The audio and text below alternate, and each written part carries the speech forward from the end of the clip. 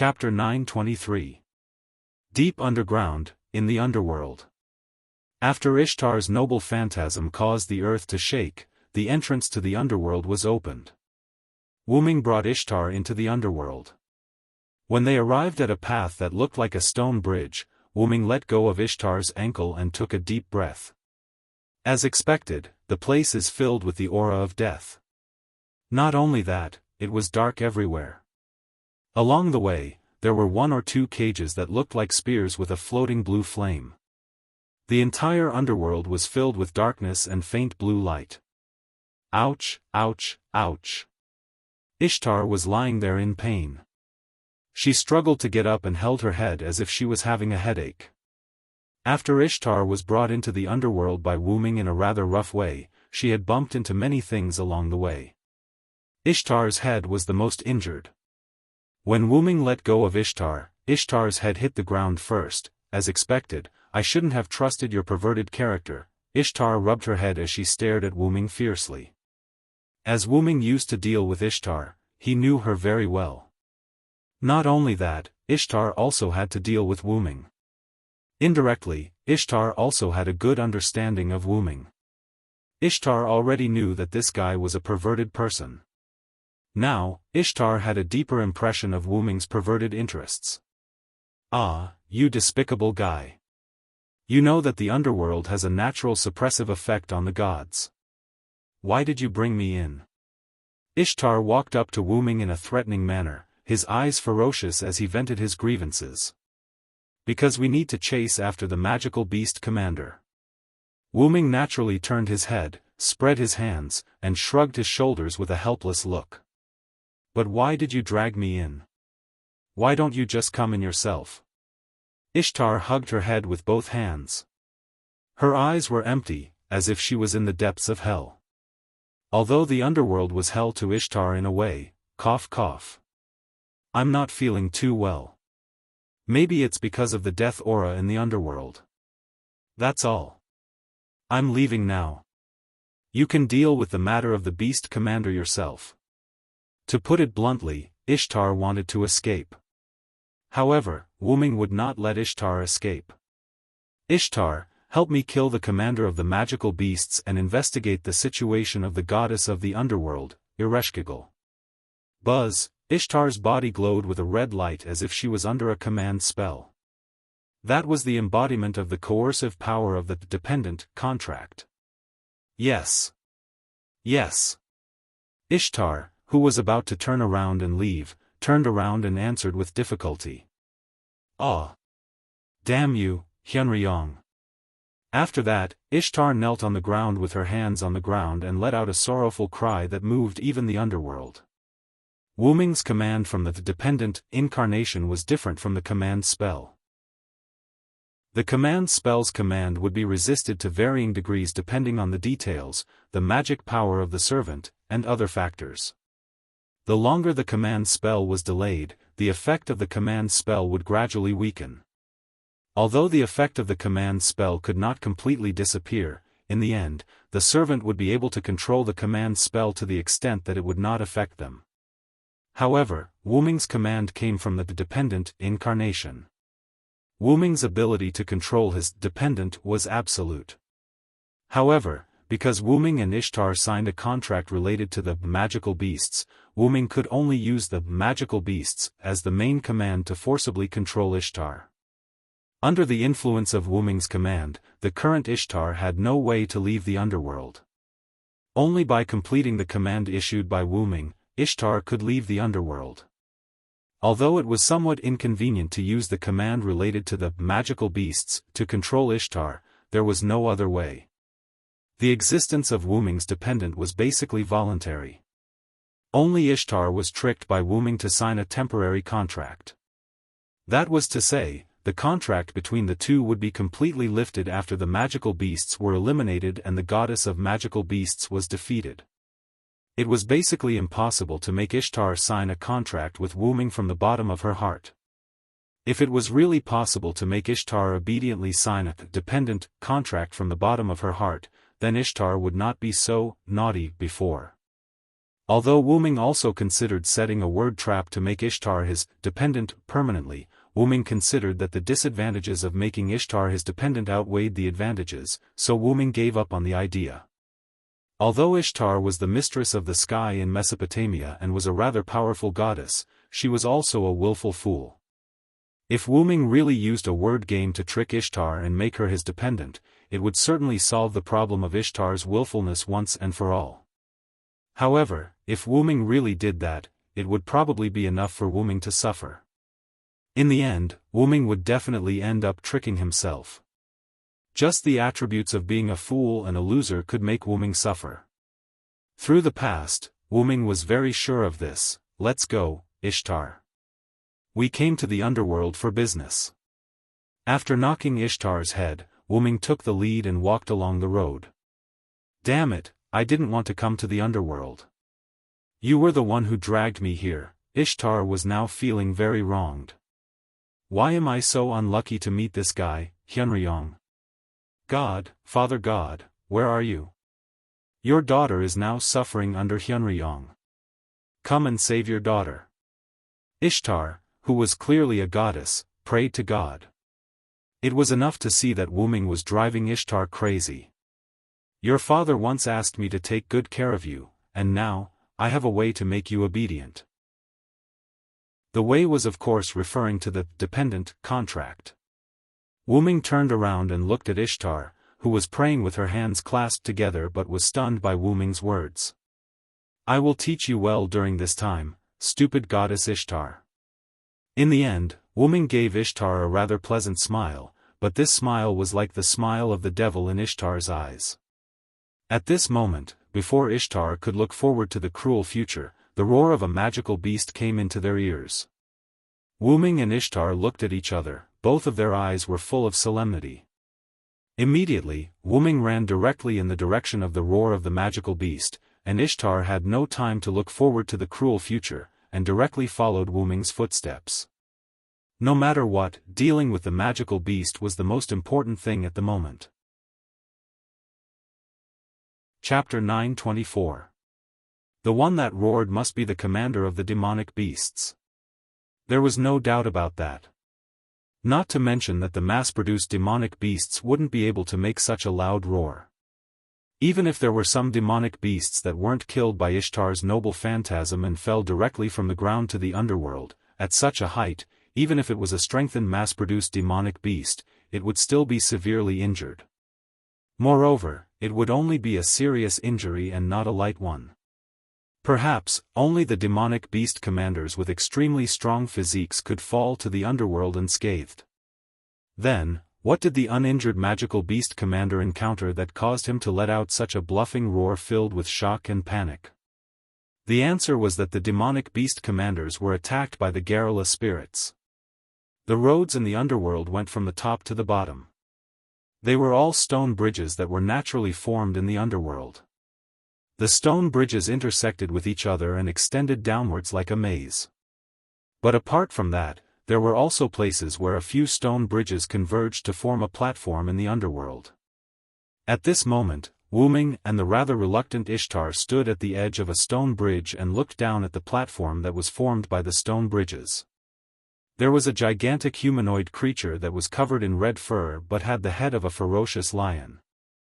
It was one of the 11 demonic beast commanders, the lion-headed Wugger.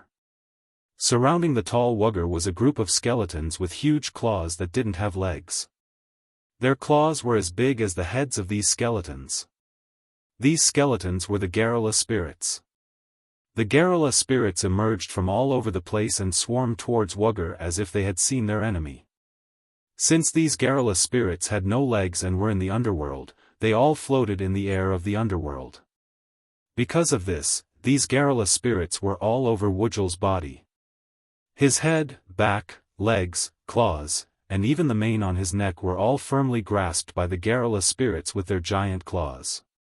No matter how hard Wujul struggled, he couldn't shake off the garrulous spirits. His physical attacks were basically useless against the garrulous spirits because they were spirits. Every time the garrulous spirit was torn apart by a claw, it would recover in less than a second. The Garrula spirit's claws, on the other hand, were firmly fixed on Ujar's body while constantly dealing damage to him. Claw marks appeared on Mount Wujal, and traces of blood appeared on Wujal's body, attracting even more Garrula spirits to swarm him. It had to be said that the demon commander's physique was truly tyrannical.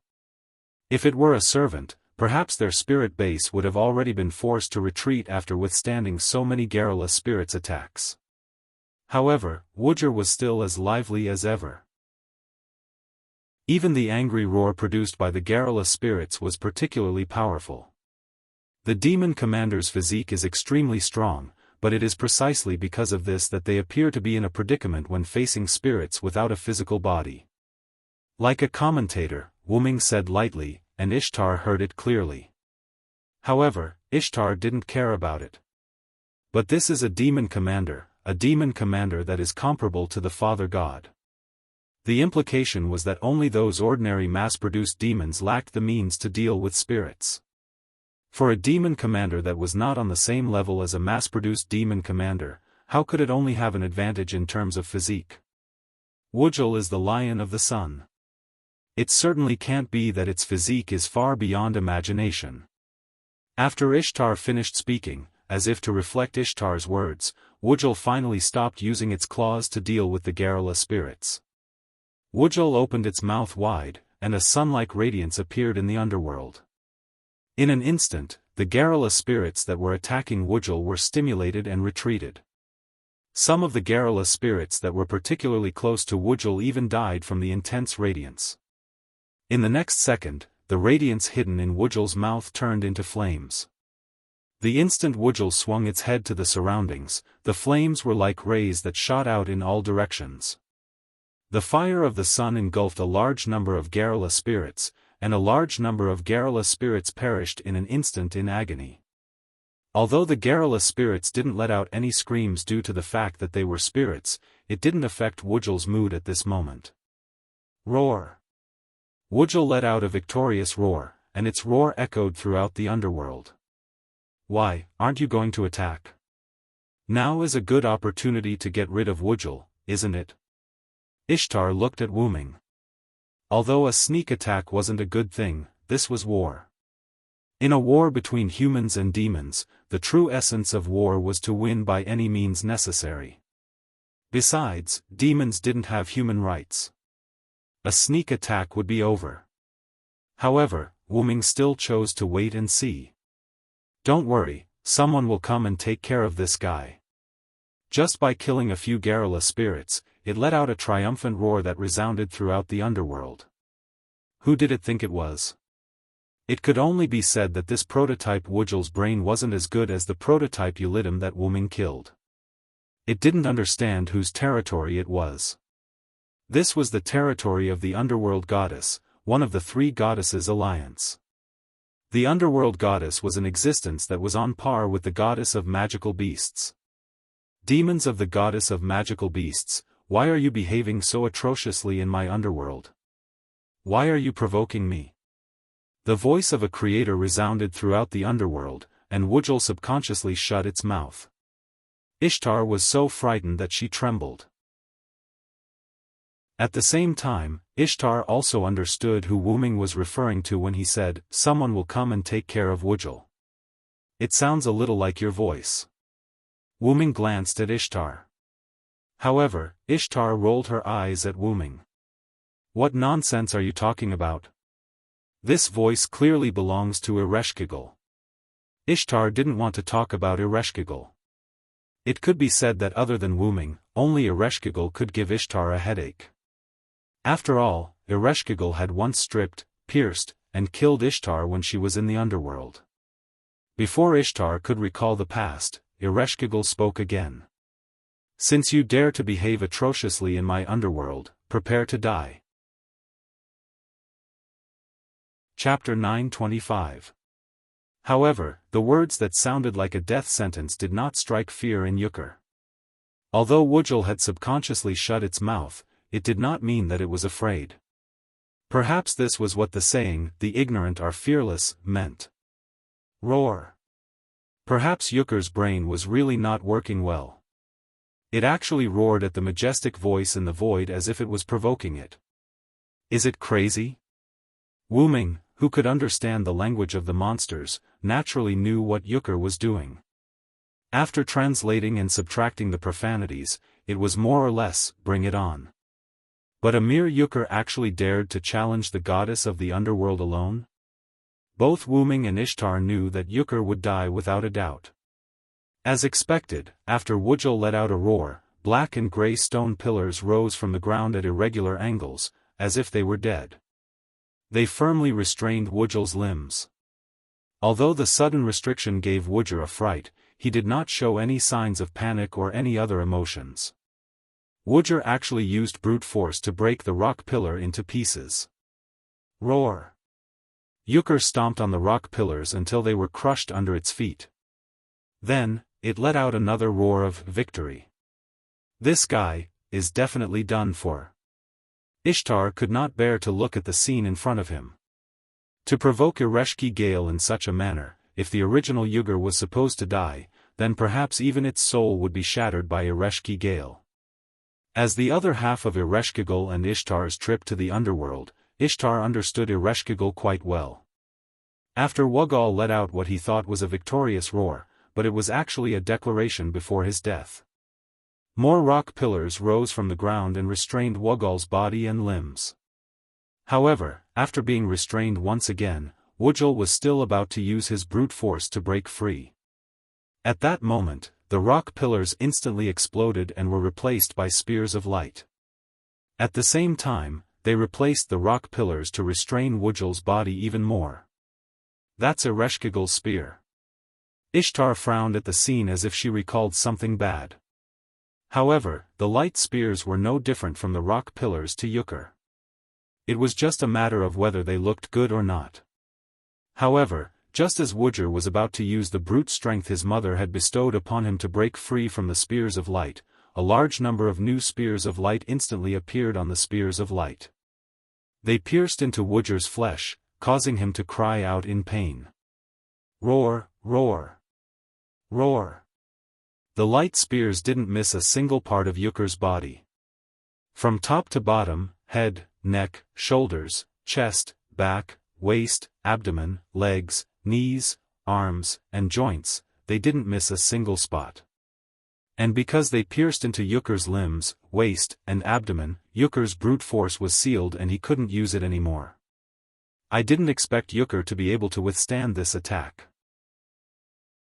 From Ishtar's point of view, being pierced by these light spears in the underworld was basically equivalent to death. But Euchre relied on the strength of his body to prevent all the light spears from piercing into his body. I have to say, I really can't underestimate a magical beast commander. Ishtar's expression turned grave.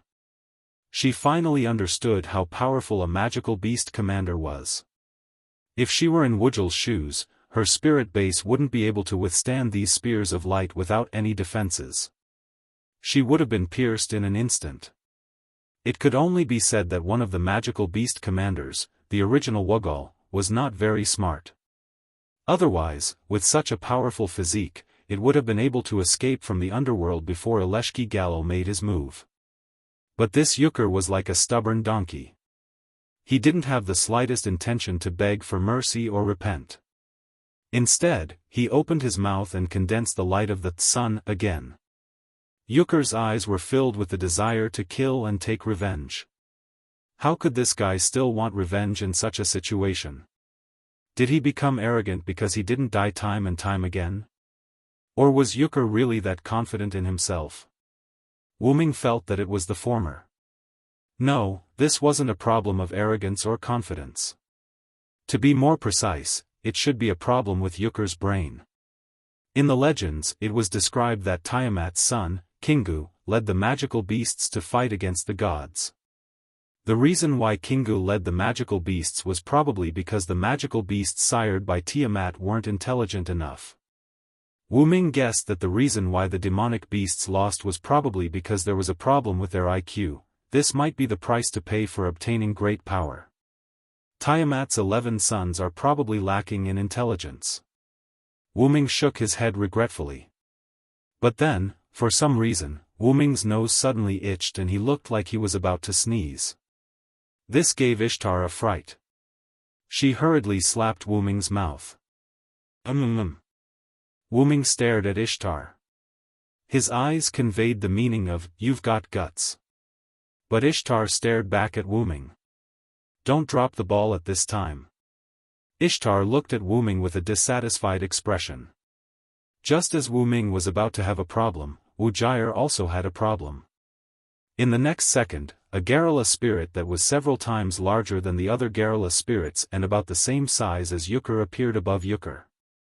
This Garrula spirit held a huge, slender spear of light and slowly raised it high. Die. The Garrula spirit, who issued the majestic voice of Ereshki Gal, was like the Grim Reaper who granted equal death to the people of the world. It raised its spear of light high up in the air and thrust it at Euchre. At this moment, Euchre finally sensed danger. If the spear of light pierced him from above, he would not be able to survive. As for whether he could pierce through its skull, Wujel didn't have the slightest confidence this time, because Wujel recognized that the huge Garrula spirit above its head was actually the goddess of the underworld herself. The spear of light in her hand was a genuine artifact that far surpassed the toughness of a magical beast's body. Roar! A beastly howl came from Euchre's mouth. It seemed that Euchre had sensed that true death was approaching. Pucci. Chapter 926. Blood splattered all over the rock platform, and Ujar stopped moving. Wu Ming, who had witnessed such a cruel scene, did not do anything. Ishtar, who did move, only felt pity for Ujar's intelligence. No wonder these demonic beast commanders have not taken down the humans even after 3 months. It's because of their intelligence. Ishtar had to admit that King Gilgamesh was indeed a virtuous king, but the intelligence of the demonic beast commanders was also a major factor that affected the demonic beast battle front. Alright, the demonic beast commanders have been eliminated. Let's go. Ishtar said, and wanted to leave quietly without alerting Ereshkigal. But, haven't you noticed? We've been discovered long ago. Wu Ming looked at Ishtar in disdain. Wu Ming felt that Ishtar's intelligence was on par with the demonic beast commanders. As expected of an idiotic goddess. Is that so? But, at this point, Ishtar also noticed the problem. After Ereshkigal's giant Garrula spirit killed Ujar and absorbed his soul into the spear of light in her hand, she stood still and looked at Wu Ming and Ishtar. Although there were a lot of rocks covering the two of them, there was no doubt that Ereshki Gal had discovered them. Ereshkigal is the mistress of the underworld. You can say that when we entered the underworld, Ereshkigal already knew. As the only god in the underworld, Ereshki Gal's authority was beyond imagination. But that was all. That's true. Ishtar's shoulders drooped helplessly, and she looked powerless. Ereshkigal only spoke after Ishtar showed a powerless look, as if she was waiting to see Ishtar make a fool of herself. Uruk Hyunryong, mistress of the sky Ishtar, I already know why you are here. The demonic beast Ujar has been killed by me, and the other demonic beast Musamafu has escaped from the underworld. There is nothing you want here, leave quickly. Wu Ming could not help but have a trace of doubt. Wu Ming also guessed that Ereshkigal might not attack him and Ishtar, but Wu Ming did not expect Ereshkigal to let him and Ishtar leave just like that. Obviously, the other party was a member of the Three Goddesses Alliance. Obviously, the other party was a goddess who was hostile to humans. How could she let them go so easily? Obviously, they were on the side of humans. How could she let them go so easily? Damn it. Just listening to Ereshkigal's arrogant tone made Ishtar quite angry. However, Ishtar's brain was not as bad as Ujar's. At that moment, Ishtar pulled Wu Ming's arm. You see, Ereshkigal also let us leave, let's go. However, Wu Ming was not moved, because Wu Ming came to the underworld not only to eliminate the demonic beast commander. Wu Ming's order to Ishtar was also very clear. Eliminate the demonic beast and investigate the underworld goddess. It's not easy to have the opportunity to get in touch with Ereshkigal, you can leave first. Wuming's order to Ishtar to eliminate the demonic beast commander had been completed, so the power from the dependence that restricted Ishtar from leaving the underworld had disappeared, and Ishtar could leave the underworld now. You want to face Ereshkigal alone? The original whisper was also raised a few decibels because of surprise. Hey! Although I don't want to admit it, you are the strongest on our side, right? How can you face one of the three goddesses' alliance alone? What if something happens? Ishtar lowered her voice as much as possible and leaned over Wuming's ear and nagged. However, the response to Ishtar was Wuming's palm. I actually let an idiot like you worry about me, how embarrassing. Wuming's palm pressed onto Ishtar's beautiful face, which could be considered as a response to Ishtar's previous slap on his face. Damn. I'm not worried about you. I'm just worried. If you die, my reward will go down the drain. Ishtar struggled to pull Wuming's hand up from her face while looking for an excuse for herself like a proud textbook. Helplessly smiling, Wuming finally persuaded Ishtar to leave. You should go back to the surface first, I'm a little worried about the escaped Musumafu. Ereshkigal would not lie about this kind of thing, so the other demonic beast commander Musumafu must have escaped. Looks like the demonic beast commander is not completely brainless like Wugger. At least the demonic beast commander Musumafu would escape, unlike the stubborn Wugger.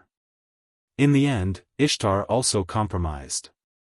I know, you be careful. After Ishtar finished speaking, she summoned the heavenly ship's horse Anna, placed her hand on the horse Anna, and Ishtar slowly rose. No matter what, since Ereshkigal is willing to let us leave, it probably means that she doesn't have any ill intentions towards us. However, when she said this, Ishtar felt awkward. How could Ereshkigal not have any ill intentions towards her? In short, you should be careful with your words, there shouldn't be any danger. You are the god that Enkidu once believed in, even if it's because of Enkidu who treated Ereshkigal with respect, she will still let you go. I know, you should leave quickly, I am your senior in terms of seniority, how can a junior instruct a senior? You, on the other hand, don't be ambushed by another demonic beast commander when you pass through the exit that connects the underworld to the surface. Musumafu must have escaped from the entrance to the underworld, which was the collapsed ground that Ishtar blasted open, it was impossible for it to escape from other places. I know.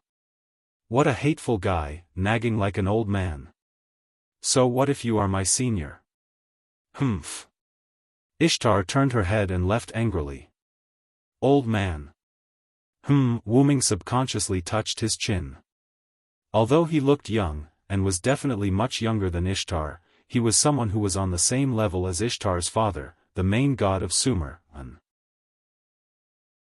In short, he would definitely take advantage of Ishtar.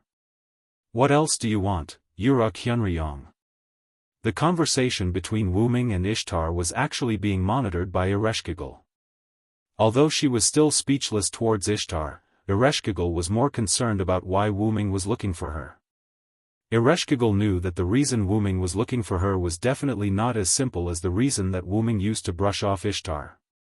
Ereshkigal, Enkidu's tomb is still there, right? Chapter 927. That's right. Wuming cared about nothing else but Enkidu's tomb. According to Gilgamesh of this world, after Enkidu of this world died, because Enkidu treated Ereshkigal with respect when he was alive, his corpse was buried in the underworld by Ereshkigal. In the Mesopotamia of the parallel world that Wuming experienced, Enkidu's soul was preserved by Wuming, and his corpse was given to Gilgamesh to deal with. It was probably buried in the underworld as well. After all, regardless of which world Enkidu was in, he respected Ereshkigal. Enkidu's tomb. The huge Garrula spirit that Ereshkigal transformed into shook its body and rejected Wuming in the end. Why should I tell thee? As it spoke, the huge Garrula spirit skeleton emitted a scarlet and terrifying light as if it was angry. I allowed you to leave because you only entered the underworld to hunt down magical beasts and didn't behave atrociously. I haven't even punished you for the crime of exploding the sky of my underworld. However, Wuming was not flustered at all. After the gods disappeared, the underworld should have disappeared as well. It's only because of your reappearance that the underworld returned with you. However, the underworld that returned with you should only be a part of it. Hearing this, the huge garrulous spirit maintained its fierce posture, but it did not continue with its next move. Wuming was right. If it was the underworld of the past, it would have spread throughout the entire Mesopotamia. However, after the gods disappeared, the mysterious existence of the underworld also disappeared. However, because Ereshkigal descended as a servant, as a goddess who could not leave the underworld naturally appeared with Ereshkigal. However, because it was an accessory of Ereshkigal, the underworld didn't appear as widely as before. You've guessed correctly. The underworld is indeed limited to Khazar city and the surrounding areas. Ereshkigal admitted to it. Coincidentally, Khazar city was located in the northwest of Uruk. It was near the place where Ishtar had blown up half of the plains with her relic. That was why the underground of that place was connected to the underworld. And seeing Ereshkigal admit it, Wuming also gave an answer to this problem. If that's the case, you can move the underworld. That way, the entrance that was blasted open will no longer be an entrance. It will just be an ordinary hole. If it was only a part of the underworld, Ereshkigal could move it with her authority. Although the process might be slow and long, Ereshkigal could do it. Why should I choose to give in? The gigantic garrulous spirit that represented Ereshkigal was a little annoyed. Wasn't it the same as asking Ereshkigal to move a part of the underworld that came with her? Wasn't it the same as asking Ereshkigal to show that she couldn't defeat it? I'm doing this for your sake, Ereshkigal. Don't forget about the monster that escaped. It will definitely report the general location of the underworld to the goddess of magical beasts. It's a terrible thing for the base camp to be discovered, isn't it? This made Ereshkigal fall into deep thought. Indeed, because of its body, Musu Maf didn't fall directly into the depths of the underworld like Yujil. Instead, it fell very close to the ground. Moreover, it had a snake body, so it quickly climbed up the cliff and escaped from the underworld. If it really returned to the northern fir forest, it would definitely know about the situation in the underworld. In a situation where he was unable to leave the underworld, and the opponent still had several magical beast commanders with extremely strong physiques, Ereshkigal would indeed be at a disadvantage. Although Ereshkigal knew that the goddess of magical beasts' base camp was in the fir forest, she couldn't leave the underworld. It was only a few nights ago that she could use Ishtar's body, which represented her, to walk on the ground. Now that Ishtar was with Wuming and the others, the idea of using Ishtar's body to walk on the ground had become unrealistic. After saying so much, aren't you still thinking for the sake of humans? Although she didn't know why Wuming would suggest that Ereshkigal move the underworld, Wuming's actions were definitely not harmful to humans. Even if it wasn't for the sake of humans, it definitely wouldn't affect humans. Today, I will tell you that my underworld has already begun to expand and move. Once it succeeds, I will capture all the souls of humans and bring them to my underworld. I will build a kingdom of the dead filled with souls. In other words, you are protecting humans in disguise? Wuming's words stunned Ereshkigal, and she didn't know what to say. If it were any other gods other than the few Sumer gods who truly love humans who say that they want to protect humans, I might be suspicious. However, if it's you, Ereshkigal, I'm willing to believe it. Ereshkigal had been in the underworld since she was born until the gods retreated and the gods disappeared. It could be said that she didn't have much contact with the outside world. Moreover, because of her fixed position, Ereshkigal didn't have any thoughts of fighting for a god's position. She had been diligently taking care of the underworld. How could a god like her, who was destined to be restricted for her entire life, have any desire? Humans were born with good natures. It was the same for gods. A god who was set up after birth and didn't have much contact with the outside world didn't seem like a god who would harm humans. Although Wuming had never met Ereshkigal before, Wuming believed that Ereshkigal, who had been diligently taking care of the underworld for her entire life, wouldn't become an existence that opposed Mesopotamia. Most importantly, Ereshkigal buried Enkidu's body in the underworld because Enkidu treated her with respect. A god who could make Enkidu treat her with respect couldn't possibly be an evil god, right? You, what are you saying? The huge Garrula spirit's tone suddenly changed. This made Wuming jump, and he froze on the spot. This voice was almost exactly the same as Ishtar's. However, there was a shyness in this voice that Ishtar didn't have. Ereshkigal, who realized that something was wrong, immediately adjusted herself. Ahem. Anyway, my underworld will be decided by me. I will send the Garrula spirit and thou to guide the way. Once you're done inspecting Enkidu's tomb, leave immediately. As soon as she finished speaking, the huge Garrula spirit turned into a blood-red liquid and melted into the rocks of the underworld, disappearing. Chapter 928. Sure enough, there's more to it. If Wuming was only guessing about Ereshkigal before, then now Wuming was sure about Ereshkigal.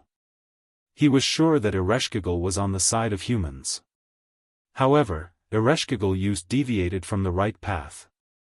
In a sense, she was an enemy of humans. However, as long as her thoughts were for humans, there was a way to change her. This can be considered another breakthrough point for the three goddesses' alliance after Quizzer. If the goddess of the underworld also defected, two pillars of the three goddesses' alliance would be on Wuming's side. Then, the three goddesses' alliance would really exist in name only. In this way, humans could also deal with the goddess of Warcraft with peace of mind.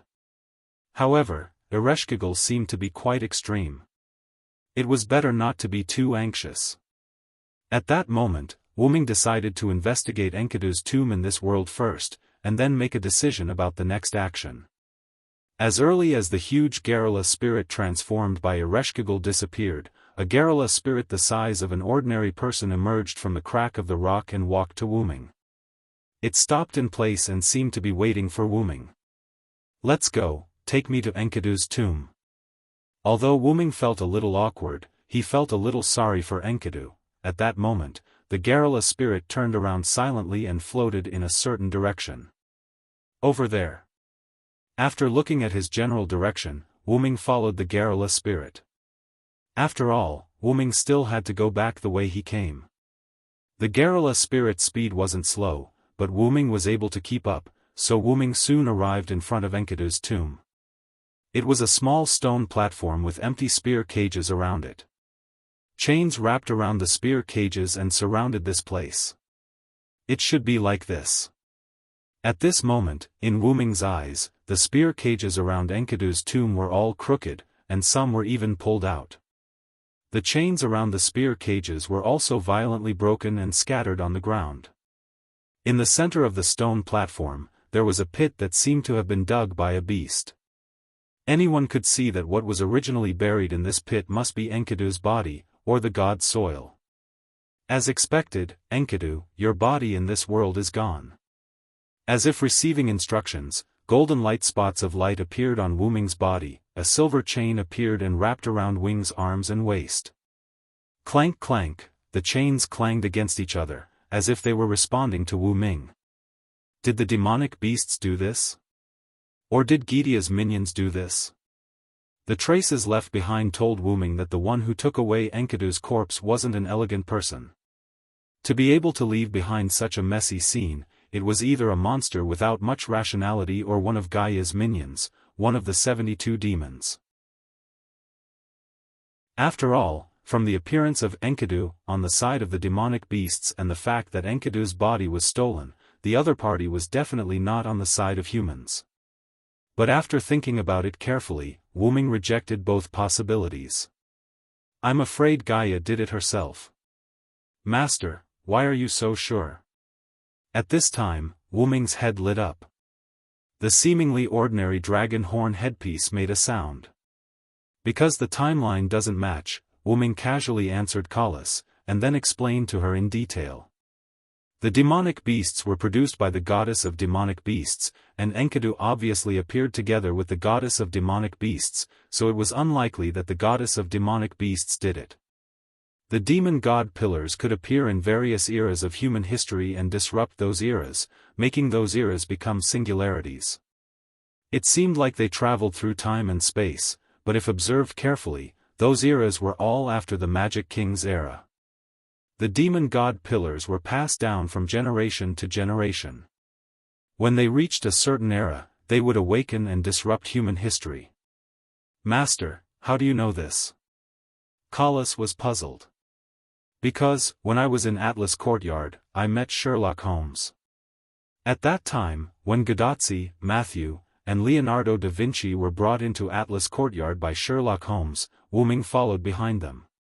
When Gadazzi, Matthew, and Leonardo da Vinci left Atlas Courtyard, Sherlock Holmes, who had already deduced that Wu Ming would come, had a conversation with Wu Ming in Atlas Courtyard. The reason why Wu Ming appeared behind Gadazzi and others was because Wu Ming had just come out of Atlas Courtyard. After all, the other party is a detective, and he even used a three-pointed Hermes. There were some things that I needed his help with, so I went to look for him. At that time, Kalas fell into the box world with Wu Ming's body, so it was normal that she didn't know about these things. If Kalas was here, there would be no need for Kalas at all. Kalas' database is 100 times stronger than a detective's brain. Kalas' tone was a little sour. Indeed, if Kalas had followed Wu Ming the whole time, with Kalas' ability, there would be no problem answering Wu Ming's questions through every little thing along the way. Unfortunately, Kalas wasn't by Wu Ming's side at that time. Helpless, Wu Ming could only ask Wu Ming for help. It's just a coincidence that you weren't here. Don't be jealous, my exclusive magic costume is lapis lazuli, Kalas Barrett. At that moment, Kalas didn't speak anymore, as if she was shy. But, a shy magic costume? It could only be said that it was indeed the work of Gemstone Master, and the emotional system was also at the peak of its level. In short, including Winterwood City, the first 7 singularities were all created by a technique called the Demon God Pillar that was hidden in the human genes and passed down to a fixed age. In this year 2655 BC, the Demon God Pillar couldn't have appeared no matter what, so this singularity could only be handled by Gydia personally. Although Gydia could also teleport the Demon God Pillar to this singularity, Wu Ming's intuition told him that this singularity was set up by Gydia without anyone else's help. Then, in other words, Enkidu's body might be the real Enkidu. The silver chain on Wu Ming's hand couldn't help but shake, as if it was angry that its body was being used by the enemy. Gently pacifying the restless silver chain, Wu Ming fell into deep thought as he recalled the past. No wonder that Enkidu had a strange reaction when it saw me. Perhaps Enkidu's body affected the unknown soul within. At that moment, Wu Ming revealed a smile. But, since it's the real Enkidu in a certain sense, it's very advantageous for us. Because, the only god that Enkidu believed in and served was the Uruk Hyunryong, which was also Wu Ming himself. Chapter 929. After Wu Ming finished investigating Enkidu, he came to the surface from the underworld through the ground that was blown up by Ishtar. Putting the fake Enkidu aside, Gadazzi, Matthew, and the others were still on the surface. Although Merlin was there, and Gadazzi and Matthew wouldn't go to the underworld to find him, they definitely wouldn't leave. Maybe they were still waiting for him nearby. No matter what, he had to go up and say hello, and then go back to Uruk. And Wu Ming hadn't gone back to Uruk since he returned to Mesopotamia. It would be good to report to Gilgamesh about Enkidu. Standing at the edge of the collapsed ground, Wu Ming looked back at the huge crater behind him and nodded. This way, the demonic beasts can be prevented from coming here. It was an unexpected surprise. After all, the surrounding area had collapsed, and the demonic beasts couldn't choose to enter the underworld and then climb up. That was equivalent to provoking Ereshkigal, and they would definitely be killed. While Wuming was talking, the girl's excited voice came from behind him. Assassin! Wuming turned his head and saw Gadatsi running while waving at him, and Matthew was behind her with a panicked face. For a moment, Matthew, who was a demi-servant, couldn't catch up with Gadatsi, who was an ordinary human. Senpai, please slow down. When she was close to Wuming, Gadatsi suddenly flew toward Wuming. Wuming quickly opened his hands, took a few steps forward, and caught Gadatsi. Assassin! Are you okay? Gadatsi looked worried. However, Wuming knocked Gadatsi's little head. If you're so impatient, I'll be in trouble. Senior, ha ha ha ha. Matthew, who came to the two of them, was panting heavily and looked quite uncomfortable. Because he was too anxious to catch up with Gadatsi, Matthew didn't have much time to catch his breath.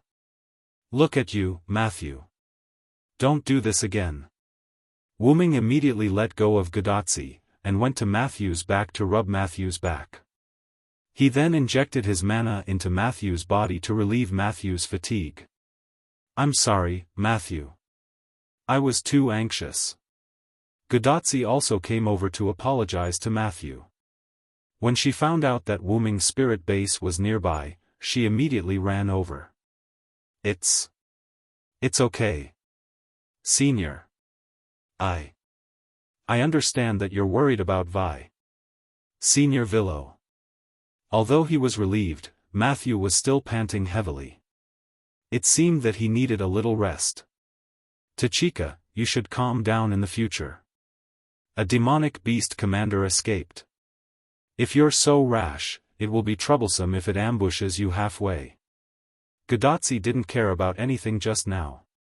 After receiving the news that Wuming appeared here, she directly ran over. Matthew was also worried about Gadatsi's safety, so he was out of breath and followed her. Don't worry about that. The demonic beast commander has left. A voice came from behind Wuming. Wuming turned his head and saw that it was Ishtar. You're okay? That's great. Wuming's tone was rather flat as he nodded. Ishtar knew very well what Wuming meant by nothing happened. Wuming meant that Ishtar was not ambushed by the demonic beast commander. However, knowing was one thing, but Wuming's perfunctory attitude made Ishtar quite unhappy. You bastard! I was worried that Ereshkigal would imprison you in the underworld, and you're actually looking forward to something happening to me. At that moment, Ishtar was like an angry cat, staring fiercely at Wuming. Miss Ishtar was indeed ambushed by Musu Maf nearby, but because we were all stationed not far away, nothing happened to Ishtar. Matthew, who had recovered his breath, also began to explain. Humph. Who would have thought that that guy was actually hiding underground? It actually managed to hide such a huge thing. Ishtar became irritated at the thought of this. It could be said that if it weren't for Wuming's reminder, she would have been eaten by Musu Maf by now. Devouring a god would bring about considerable growth for a demonic beast. It was the same reason why Ulidim wanted to devour Wuming. It was no wonder that Musu Maf would hide and wait like a sinister viper. Sure enough, the demonic beast commander isn't all brainless. After all, those brainless demonic beast commanders were most likely dead, and the remaining ones were probably some meticulous fellows. Wuming couldn't help but become serious. I'm sorry, Ishtar. It's my mistake. I should have let you leave with me. Wuming really didn't expect that Musu Maf would actually ambush here. The reason why he said demonic beasts might ambush was just to scare Ishtar and Gadatsi.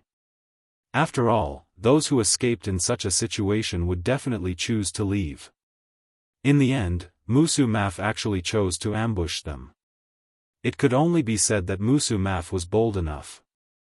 If Wuming and Ishtar were to come out together, and if Wuming were to find out, Musu Maf would definitely follow in his footsteps today. Wuming couldn't let the tiger return to the mountain no matter what.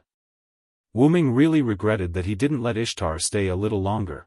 Wuming's regretful expression in Ishtar's eyes turned into self-blame for her danger, which made Ishtar didn't know what to say for a while. Wu-Ming apologizing to Ishtar in such a serious way was really rare for Ishtar. It could be said that it was basically impossible for such a situation to happen. The relationship between the two was actually not that bad, but basically every time they met, they would have to mock and ridicule each other. It had almost become a habit. Ishtar was also affected by the girl's body this time as a pseudo-servant, so she didn't quarrel with Wu-Ming. However, Wu-Ming wasn't a pseudo-servant, and he wasn't affected by it. How could he apologize so easily? This made Ishtar feel quite awkward. At the moment, Ishtar also began to speak hesitantly. This is not your fault, after all, you also told me, if I could come out with you, I would definitely not let Musumafu escape. I really missed a great opportunity to kill another demonic beast commander. Wu-Ming clenched his left fist and hammered his right hand, directly interrupted Ishtar's speech, and his expression became even more regretful. As the saying goes, the more you think about it, the angrier you get, the more you take a step back, the more you think about it. Wu-Ming's current state was more or less the same. However, Wu-Ming's words made Ishtar, Gadotsi, and Matthew stunned on the spot. The meaning of Wu-Ming's words was already very obvious. He wasn't worried about Ishtar, but he regretted missing the opportunity to kill the demonic beast commander. Gadotsi and Matthew couldn't help but swallow their saliva, silently looking at Ishtar, who had lowered her head and exuded a terrifying aura. Sure enough, Ishtar also lived up to everyone's expectations and shouted out what Gadotsi and Matthew thought was right at the moment. You bastard! Chapter 930. After Wu-Ming made a scene with Ishtar, the four of them returned to the nearby encampment. This was a place close to the defensive barrier. Although it had not collapsed yet, many of the barriers were already in a state of collapse and were about to collapse. However, they could still be used temporarily after temporary repairs. Not only that, under the command of Nuwakamaru, the soldiers also set up temporary tent-like residences adjacent to the defensive barrier. You all returned safely. I knew that nothing would happen. Merlin was the first to come out of the tent to welcome everyone. However, it seemed that you guys were a little noisy just now. I was very self-aware and didn't come out. If Merlin had also joined in, the situation would have become even more serious. It's just that the joke was a little too harsh, and someone couldn't take it. Wu-Ming said and glanced at Ishtar. Humph. Ishtar snorted and turned her head to the side after realizing that Wu-Ming was looking at her. Gadotsi and Matthew saw this scene and smiled helplessly and awkwardly. In short, the two people who went deep into the underworld have returned safely. Although the commander of the magical beasts, Musu Maf, was released, the other commander of the magical beasts, Wugger, was killed in the underworld for provoking the goddess of the underworld. Mashu began to report and smiled. One of the commanders of the magical beasts was killed and the other escaped, but we have 0 casualties in the end. There's no better result than this. Indeed, putting the number of enemies aside, the number of casualties on their side was the most important thing. The demons did not rush to the fortress. The collapse of the fortress was entirely the result of Ishtar's noble artifact. Therefore, the soldiers did not suffer any casualties. Needless to say, Gadotsi and the others did not suffer any casualties. The task of killing and chasing the demons was completed by Ishtar and Wu-Ming. It was just that when Ishtar flew up, he was almost ambushed by Musu Maf. However, because Ishtar was vigilant because of Wu-Ming's words, Musu Maf's ambush failed. Although Wu-Ming was quite upset that Musu Maf managed to escape. Moreover, the ground here has also collapsed because of Ishtar's noble phantasm. It's directly connected to the underworld. I'm afraid that the magical beasts will have to take a detour even if they want to come here. Wu-Ming added. It could be said that this was undoubtedly a man-made natural moat. In other words, we don't need to set up defensive facilities here. Gadotsi expressed her opinion. Even so, we have to consult with King Gilgamesh before we can make a decision. Nuwakamaru walked over from the camp behind everyone and expressed his opinion. Why don't we talk in the tent? We can also let Mr. Hyunryong have a good rest. Nuwakamaru pointed at the tent not far behind him. Wuming shook his head and declined. I'm not tired. I'm just taking advantage of the situation to have a chat here. After all, they were almost all here. If there was anything, they could just stand there and simply summarize it. There was no need to sit down and have a formal discussion. Besides, we do have to consult with Gil. Besides, I have something to report. I'm going to return to Uruk immediately. Gadotsi was stunned when she heard Wuming's words. Then what should we do? Gadotsi and the others originally received the first order given to them by King Gilgamesh to go to the jungle in the southwest to help the Quetzalcoatl. However, they didn't even see the Quetzalcoatl's face before they were led by Wuming to the Abif Mountains in the northwest. They were directly across the Mesopotamia. The first order was such a mess.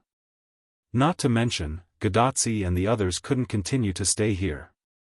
Even if they didn't go to Uruk with Wuming, they had to return to the jungle in the southwest. The most important thing was that Anna was still there. Senior Villo, why don't you send us back to the jungle? Matthew felt that since Ishtar had been recruited, they should go back and meet up with Anna. I'm not going to leave you here. Come back to Uruk with me.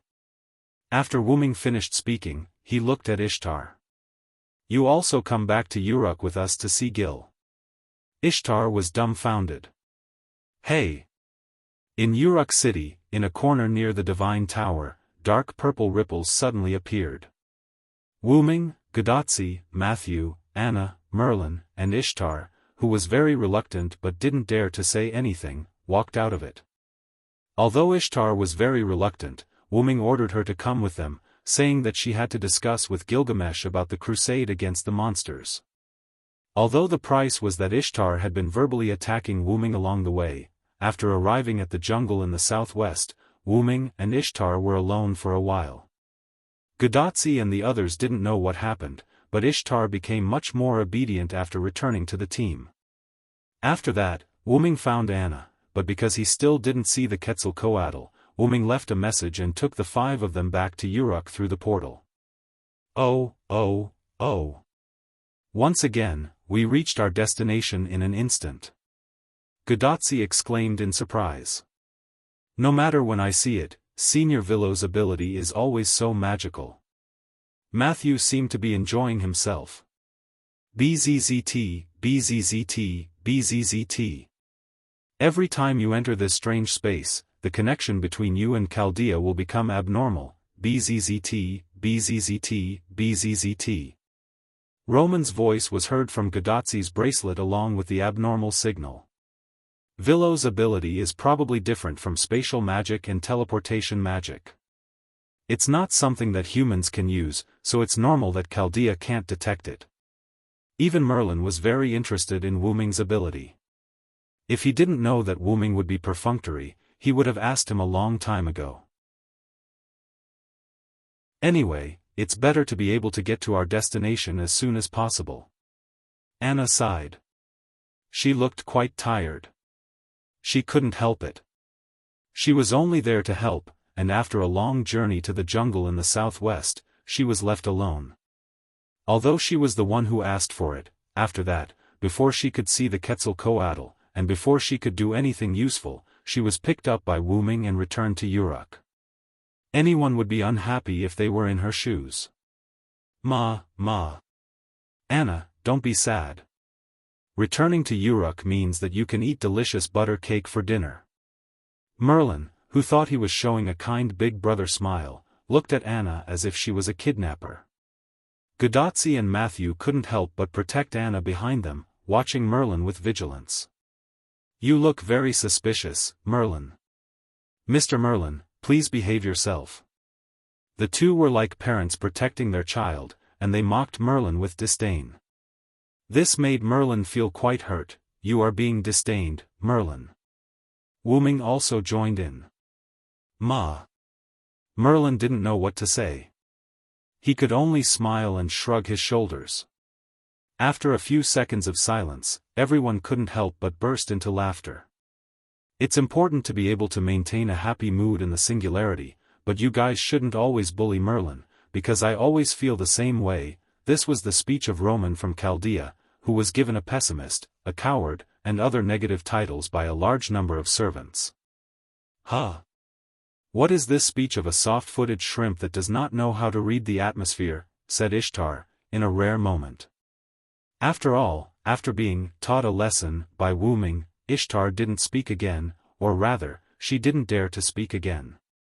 However, when Ishtar opened her mouth, she was still annoyed.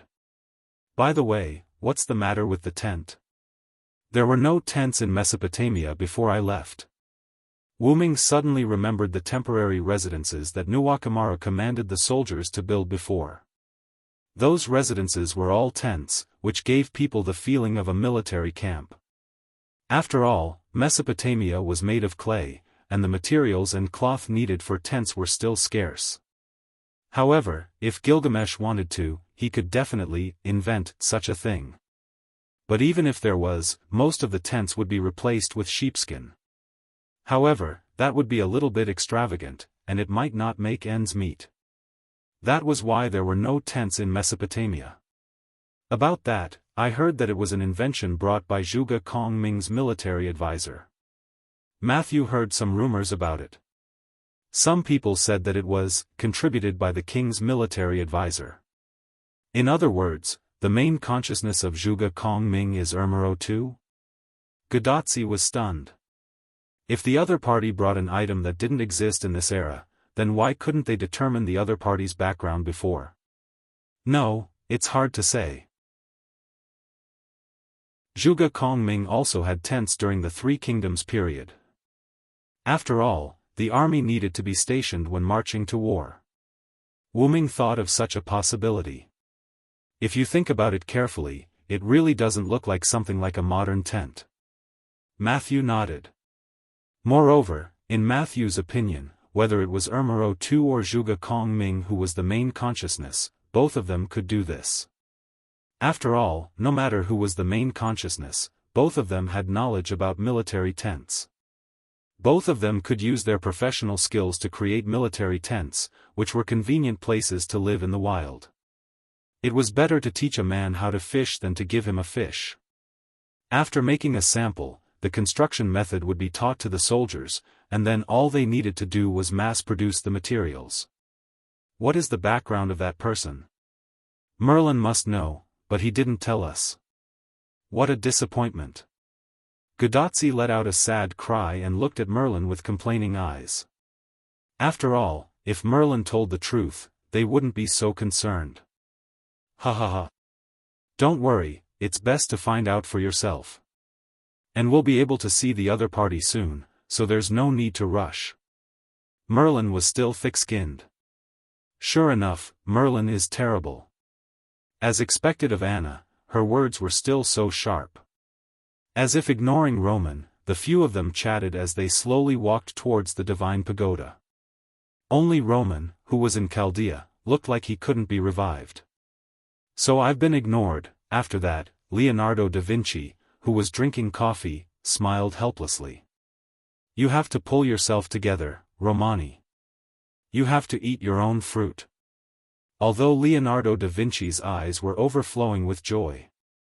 Yes, while Roman was being comforted by Leonardo da Vinci, because the location of the portal was very close to the Tower of God, Wu Ming and the others had already stepped into the Tower of God.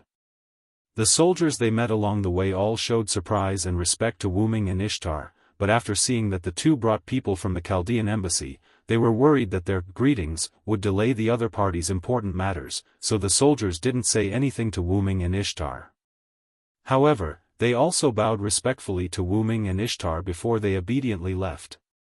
Sure enough, assassin as a Hyunryong is very popular in the Uruk. After another soldier silently left, Gadotsi suddenly spoke. After all, I'm a Uruk Hyunryong, and I'm completely different from Ishtar when I'm a god. I've always taken care of the humans. Seems like, that's true. Matthew recalled the situation just now. The soldiers were indeed very respectful to Wu Ming and Ishtar, but the way they looked at the two of them was different. They were respectful and grateful to Wu Ming from the bottom of their hearts, but when the soldiers looked at Ishtar, it was as if they were looking at a high and mighty god who could not be offended. Although both were respectful, they were actually not the same. Ahem. But, I can see that the Uruk soldiers also respect you, Miss Ishtar, Matthew immediately added after being pushed by Gadotsi. However, this could not cover up the fact that even Ishtar had to admit. However, this fact made Ishtar even angrier. So what if it's different? I don't need their respect anyway. The humans only need to offer me gems and gold, humph. Ishtar said as she sped up and walked toward the room at the top where Gilgamesh was dealing with matters. This made everyone feel ashamed. Don't worry about her. She'll be fine after a while. Let's go. The place where Gil is dealing with matters is right in front of us. According to the current situation of this world, he should be staying there forever. When they arrived at the door at the top of the divine tower, the soldiers guarding the door were shocked when they saw Wu Ming and Ishtar. They immediately knelt down respectfully. Lord Hyunryong. Lord Ishtar. Welcome back to the Uruk. Wu Ming had indeed left because of the battle with Gorgon, and Ishtar had left the Uruk because she was always running around. She was often not in the Uruk. In short, the two of them were indeed welcome back. Is the king inside? Wu Ming asked the two soldiers who stood up. Yes, Lord Hyunryong. King Gilgamesh is dealing with matters.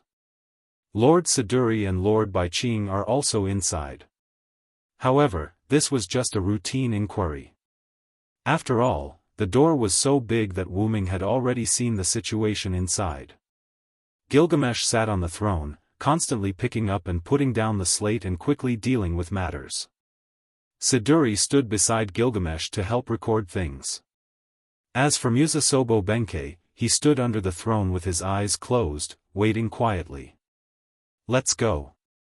Wu Ming said as he took the lead and walked into the room at the top of the divine tower where Gilgamesh dealt with government affairs.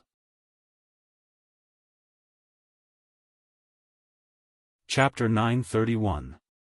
On the king's throne, Gilgamesh, assisted by Siduri, was efficiently handling the various matters on the clay tablets. Oh, Hyunryong, you're back. Even when he saw that the visitor was Wu Ming, Gilgamesh didn't put down the clay tablet in his hand. Instead, he looked at the clay tablet while chatting with Wu Ming. Siduri slightly bowed to Wu Ming and Ishtar. She couldn't interrupt the conversation between the king and the god at this moment. Moreover, she still needed to classify the clay tablets that Gilgamesh processed, so she couldn't get away for a while. After all, I was tricked by Gorgon. How can I not come back? Wu Ming responded to Gilgamesh with a gentle smile. Ah, yes, it's not in your character to not respond to Gorgon. Gilgamesh put down the clay tablet in his hand. This was the last one that needed to be processed. Afterward, Gilgamesh raised his head and looked at Wu Ming, one high and one low, and smiled. If people who didn't know saw this scene, they would probably think that this was a beautiful scene of the king and his subjects having a heart-to-heart talk. However, Gadotsi felt that something was wrong. It was as if Gorgon, who Wu Ming and Gilgamesh were thinking about, was going to be in big trouble. Then, Gilgamesh looked at Siduri, who had already sorted the clay tablets. Siduri, pass the processed clay tablets to the various departments. Yes, King, I'll do it right away. After Siduri bowed, she and the guards ran down from the king's throne with a portion of the clay tablets. Just when she passed by Wu Ming and Ishtar, Siduri paused again and bowed to the two of them. Unlike Gilgamesh, Siduri still respected the gods, especially the Uruk Hyunryong and the Uruk city god Ishtar. Oh, isn't this the stupid goddess who ran away from home? How did you know to come back today? Gilgamesh tilted his body and supported his chin with one hand as if he had just noticed Ishtar. His tone was full of sarcasm. Ishtar would definitely explode if she heard Gilgamesh's words, but Wuming glared at Ishtar, indicating that she shouldn't mess around and stay put. Like a powder keg that had expanded to the limit but couldn't explode, Ishtar pouted, clasped her hands, and turned her head away. There was even a faint mist above her head. "Oh, looks like you've trained this stupid goddess well, Hyunryong." Gilgamesh was surprised by Ishtar's forbearance. Although he didn't show it on his face, Gilgamesh was actually very surprised. After all, anyone who knew Ishtar knew that she and Gilgamesh were the most incompatible. Even Wuming's relationship with Ishtar was better than Gilgamesh's relationship with Ishtar. But in the face of Gilgamesh's sarcasm and ridicule, Ishtar actually endured it. If it weren't for the fact that Ishtar's divinity in front of him really belonged to Ishtar, Gilgamesh would have thought that someone was pretending to be Ishtar. "I just used some small tricks, King. I think if it were you, you would have guessed my tricks even if I tried to hide them." In an instant, Gilgamesh understood what Wuming meant by tricks. It was nothing more than starting with Ishtar's weakness, probably using money to coerce her. That was indeed the case. When Ishtar knew that she would be forced by Wuming to follow him to the Uruk, Ishtar cursed Wuming and all kinds of rumors and slanders blurted out. Although it wasn't to an amazing extent, after Gadotsi, Matthew, and others heard it, it could be said that it changed the image of Ishtar in their hearts. After that, Wuming briefly separated Ishtar from the crowd in the southwest jungle. During this period, Wuming said something to Ishtar.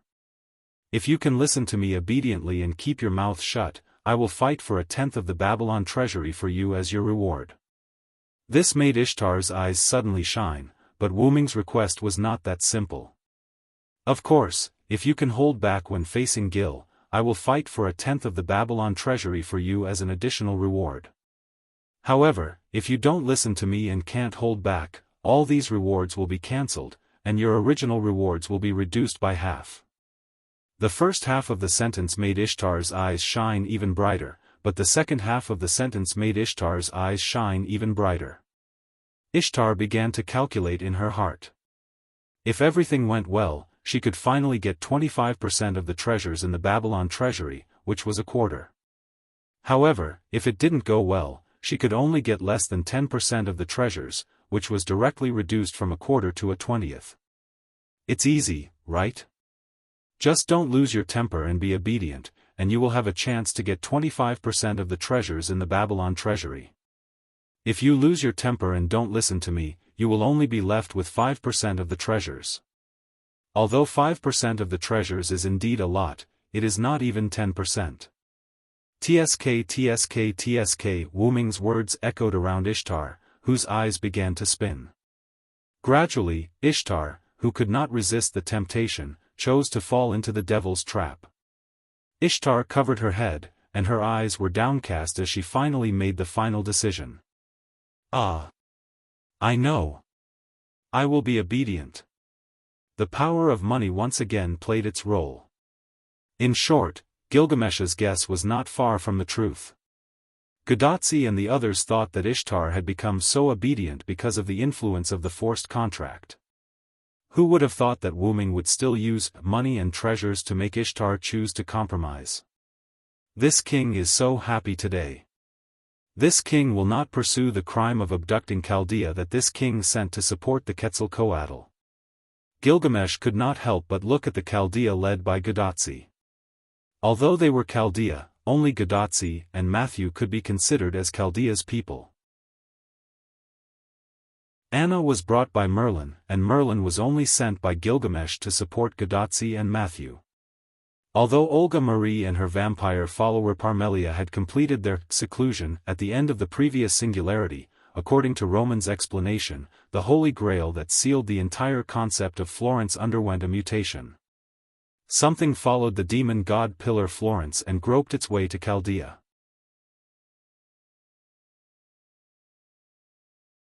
Chapter 932. Although Chaldea was located in the Antarctic continent, other than Chaldea, all other places were burned by Gidea. Therefore, Chaldea, which survived under the influence of the magnetic field, could be said to be an alternative singularity. When everyone in the world is crazy, and only one person is sober, the one who is sober is the crazy one. That was more or less the case. When the whole world was burned by Gidea, Chaldea, which was lucky enough to survive, became an existence similar to a singularity. To put it simply, Chaldea could no longer be regarded as an institution that still existed in the Antarctic continent. Chaldea should be treated as an existence similar to other singularities. Therefore, if someone wanted to invade Chaldea, they must first find Chaldea. However, this was full of difficulties. The reason why Chaldea was able to discover singularities was because Chaldea had three important things. Earth Environment Model, Chaldea Yas Near Future Observation Lens, Sheba Psychic Calculation Device, Trismegistes. With the cooperation of the three, singularities could be discovered, and through Chaldea's psychic transfer technology, human masters could be sent to various eras. If one wanted to discover the location of Chaldea, they probably didn't need to go through so much trouble. However, Chaldea wasn't easy to discover either. However, probably because Chaldea took in Floros, who was sealed in the Golden Holy Grail by Wu Ming, some unknown existence used this as a medium to discover Chaldea. Currently, it was on its way to Chaldea. The existence in a certain location was probably Gidea. Wu Ming thought so. However, Wu Ming thought that this was impossible. Floros was sealed by his own power, coupled with the influence of Chaldea's magnetic field. It was impossible for Gidea to discover him. Unless Gaia had become even more powerful, she would be able to find the current location of Floros through her previous relationship with him. Fortunately, because Chaldea's equipment was quite advanced, they discovered it in time. After that, Olga Marie used her half-mature third method to cooperate with her vampire follower, Parmelia, to add an additional layer of seal to the Holy Grail that sealed Floros, preventing the unknown existence from advancing. However, the price was that Olga Marie and Parmelia couldn't leave the Golden Holy Grail that sealed Floros for the time being. Therefore, Roman was still the commander, and Parmelia couldn't go to the singularity in Mesopotamia with Gadotsi and Matthew. However, if Olga Marie was the commander in Chaldea, there was a high chance that she would quarrel with Gilgamesh. After all, with Olga Marie's temper, how could she tolerate Gilgamesh making Gadotsi and Matthew spend so much time doing odd jobs? Fortunately, Roman was the temporary commander. After all, Roman's personality was more gentle. For example, at this moment, Roman, who was monitoring in Chaldea, was in a mess because of Gilgamesh's speech. What should we do? Leonardo da Vinci. I guessed that King Gilgamesh would be angry. On the contrary, Leonardo da Vinci was quite calm. Isn't the Villo still with Tachika and the others? Don't worry, Wu Ming wouldn't let Gadotsi and Matthew be punished, but in fact, Gilgamesh had no intention of punishing the two at all. However, he still had to say what needed to be said. Wu Ming walked in front of Gadotsi and Matthew and looked at Gilgamesh defensively. I was the one who made them change their plan, and they also had a part to play in getting Ishtar to join us. Yes, this can be considered as making up for their mistakes. Merlin also stood beside Gadotsi and the others and said something good. Although Ishtar is a stupid goddess, she is still somewhat useful. However, it is true that she has violated this king's will, and Hyunryong was the one who instigated her to do so. Logically speaking, she should be guilty of the same crime. Hearing this, Ishtar, whose back was facing Gilgamesh, tried her best to hold back her anger. In the end, she couldn't stand it anymore and said, "I'm going out for a walk, Uruk. Don't worry about me." Then she flew away. You stupid goddess. Gilgamesh's anger was completely understandable. That's right, Ishtar summoned the horse Anna to break through the ceiling again. This king will remember it on your head, Hyunryong. Gilgamesh stared at Wu Ming with annoyance. However, this king will not delay the proper business. That will be your punishment. In fact, Gilgamesh often used his clairvoyance to see things when he took a short break. Coincidentally, Gilgamesh inadvertently saw the matter between Wu Ming and Gadotsi and the others. Therefore, Gilgamesh knew very well that Gadotsi and Matthew did not actually see the contents of the slate that he asked the small pterosaur to send to the south. In fact, Gilgamesh only wanted to train Gadotsi and Matthew. After all, the two of them were really immature and needed more training. Gilgamesh once heard from Merlin that Gadotsi and Matthew had received a lot of help from Wooming along the way. The two of them missed a lot of opportunities to train. Although this did make the path they took less difficult, Gilgamesh would make up for the lack of training along the way in his Uruk for Gadotsi and Matthew. It is true that you did not follow this king's orders. Now, listen to this king of Chaldea. Gilgamesh's voice suddenly became louder, which made Gadotsi and Matthew straighten their backs. It seemed that they were going to be punished. Yes. Gadotsi and Matthew responded in unison. You have indeed made a certain contribution in welcoming back the Uruk god, but you did not have the slightest effect on stopping the demonic beasts that crossed over the northwest mountains. Therefore, your merits cannot offset your faults. Siduri will arrange a new task for you later. Now, go back to your Chaldean embassy and rest. Gadotsi and Matthew, who originally thought that they would be severely punished by Gilgamesh, were stunned. The punishment given by Gilgamesh was probably quite mild. Is there a problem? Seeing the two stunned, Gilgamesh looked down at them with his scarlet eyes.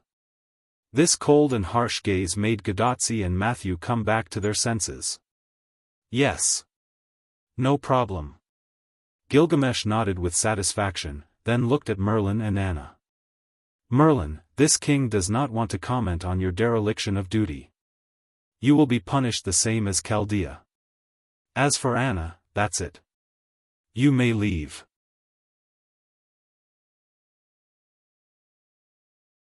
Chapter 933. Yes, thank you, King Gilgamesh, for your magnanimity. Merlin bowed to Gilgamesh with his cane, but he didn't leave. Instead, he stood aside and waited quietly. Anna didn't speak. She just bowed slightly to Gilgamesh, then left the throne room. She was just a follower, abducted by Merlin. It was only because of the agreement with Merlin that Anna obediently stayed in Uruk. And Gilgamesh also recognized Anna's identity. Therefore, the bow to Gilgamesh was just for show. More importantly, compared to the throne room, which was filled with the unique aura of clay tablets, she preferred the flower shop owned by a kind old lady in Uruk. Not only because of the fragrance of the flower shop, but also because Anna felt warmth in the flower shop. At this time, Matthew stood up and asked. That, King Gilgamesh, v. Hyunryong, where is Sir? Is he not with us? It seemed that Matthew was still a little unaccustomed to Wooming's name in this singularity. Gadotsi was also concerned about Wooming's punishment.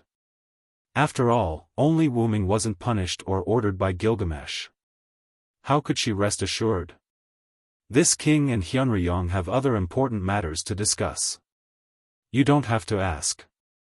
However, immediately afterward, Merlin leaned over to Gadotsi and Matthew and whispered. Ignoring Merlin's actions, Gilgamesh turned his head and looked at Musasobo Benkei, who stood aside without saying a word.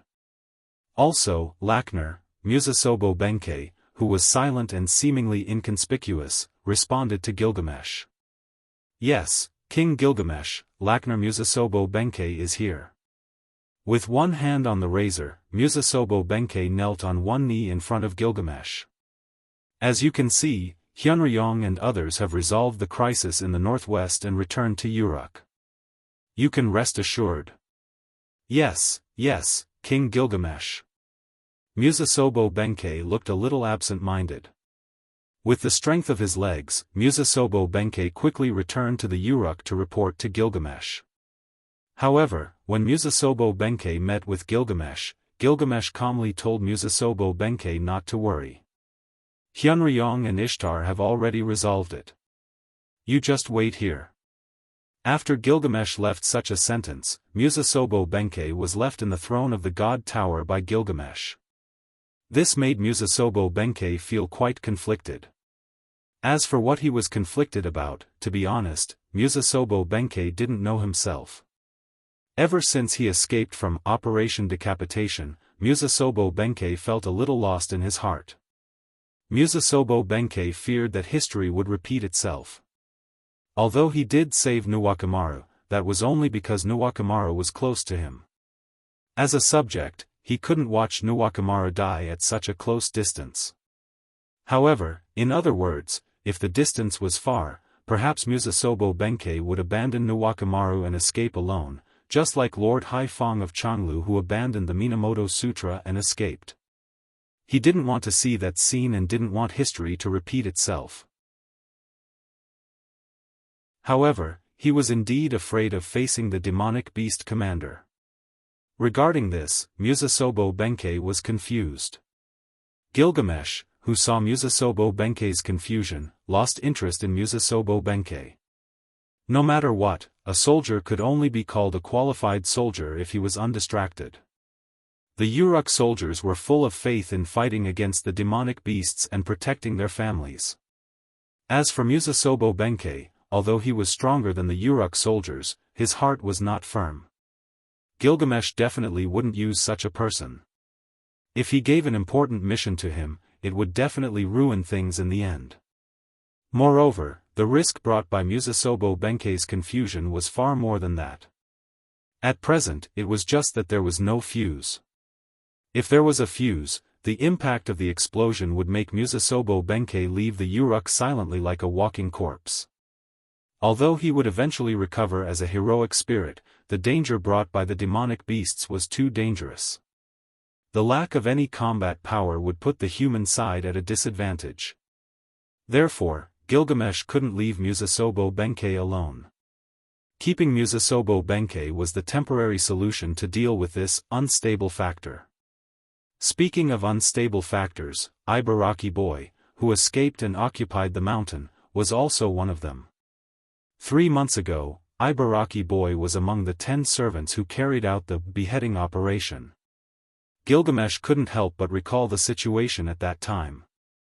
Because the situation at that time was very bad, after one of the demonic beast commanders, Mu Xiao and Hu Xiao, attacked the Uruk and Okita Soki's spiritual base collapsed and left, Gilgamesh immediately planned the beheading operation against the demonic beast commander. He summoned servants to form an assassination team to assassinate the demonic beast commander. The strength of the servants only needed to be able to get close to and kill the demonic beast commander, because this was a group of suicide squad. And Gilgamesh's suicide squad certainly couldn't let go of Ibaraki Boy, who was still occupying the mountain. Therefore, Gilgamesh summoned 7 new servants early in the morning and let Shiro Amakusa lead the team to carry out the plan to kill Ibaraki Boy. Ibaraki Boy was a super unstable factor. Even if he didn't join the suicide squad as a consumable, he couldn't be left alive and must be eliminated. And Shiro Amakusa and the others, because Zhuge Kongming followed them, plus the strength of the servants, they directly captured Ibaraki Boy and brought him back to the Uruk.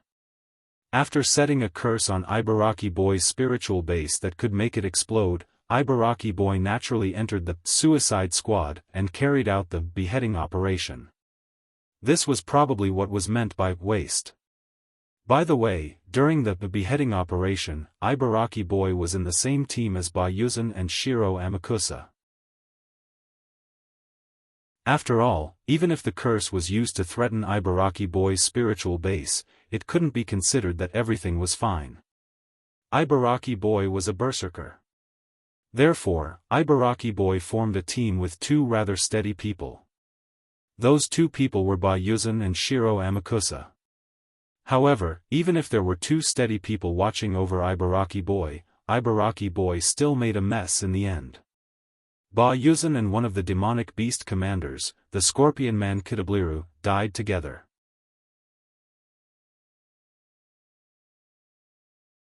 Chapter 934. Because of Ibaraki Dojo's mischief, the Scorpion Man Kitabliru used his stinger to hit Bayuchian, causing Bayuchian to be seriously injured. Bayuchian knew that his spirit core had been destroyed, so he decided to take Kitabliru down with him. As for Ibaraki Dojo, Shiro Amakusa definitely wouldn't let him go. Although the servants who carried out the decapitation operation didn't think of returning to Uruk alive, killing a few more demonic beast commanders was good. In the end, because of Ibaraki Dojo's influence, Bayuchian had no choice but to take Ibaraki Dojo down with him. If it wasn't for the insurance method engraved on Ibaraki Dojo's spirit core exploding to cover for Shiro Amakusa, allowing Shiro Amakusa to take the opportunity to escape from the demonic beast horde, he probably wouldn't have been able to escape. Again, they were a suicide squad. After agreeing to Gilgamesh's plan, the servants who carried out the decapitation operation had already disregarded life and death. The reason why Shiro Amakusa cherished his life so much was because he had to do his best to kill as many demonic beast commanders as possible. Everything was for the sake of humanity. It turned out that the servants were worthy of being called heroes in human history.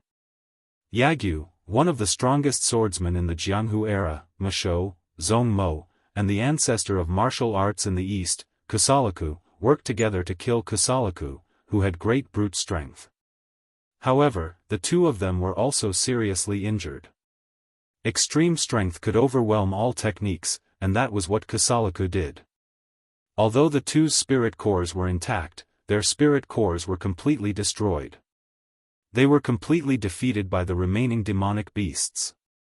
Fuma Kodoro and Katu Duanzo, who were also wind demon ninjas, used ninjutsu to deal with the formless Omudaburutu, who was known as the Tempest. However, with the help of Shiro Amakusa, the three of them managed to kill Omudaburutu by taking him down with them. However, although the servants were killing one by one, the demonic beast commanders weren't that easy to kill. Even with Zhuge Kongming's plan, which scattered the demonic beast commanders one by one, and catching them off guard, the servants still managed to kill the demonic beast commanders by taking them down with them. However, at this time, the other demonic beast commanders finally discovered the problem. So, the demonic beast commanders began to surround the remaining servants and surround them, preparing to annihilate them in one fell swoop.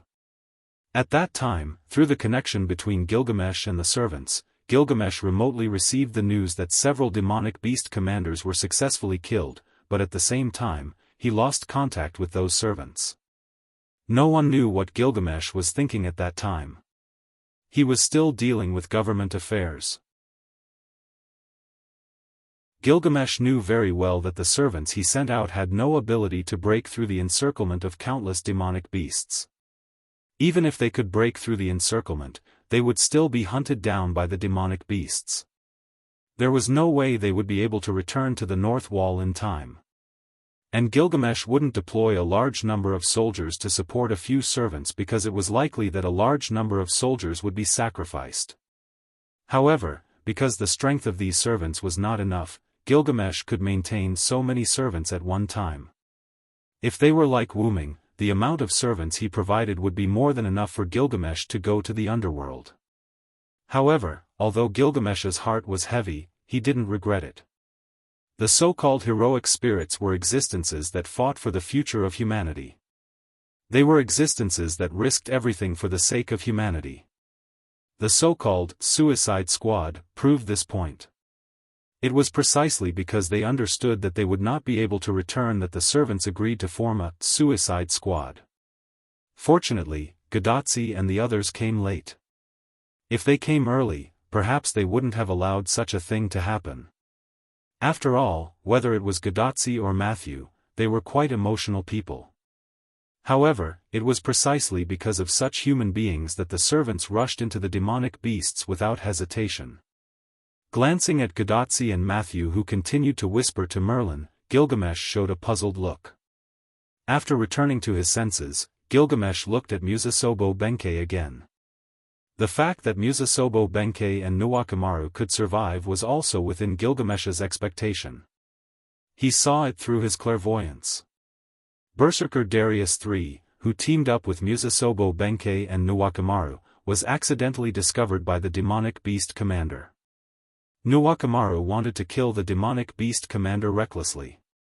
Musasobo Benkei had a fear of death, but because he was unwilling to abandon his former master in front of him to die again, he resolutely took Nuwakamaru and fled the battlefield when Darius III couldn't hold on anymore. They successfully survived along the Tigris River. However, Nuwakamaru, who survived, regained her fighting spirit. In order to make up for her failure, she continued to work hard under Gilgamesh to complete the tasks given to her by Gilgamesh. Since then, Musasobo Benkei had changed. To put it nicely, he had lost the motivation to continue fighting.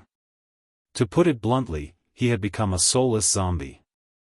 At this moment, Musasobo Benkei's expression was like this. Seeing this scene, Gilgamesh couldn't help but frown. But this doesn't mean that this king doesn't need to set up a stronghold in the northwest.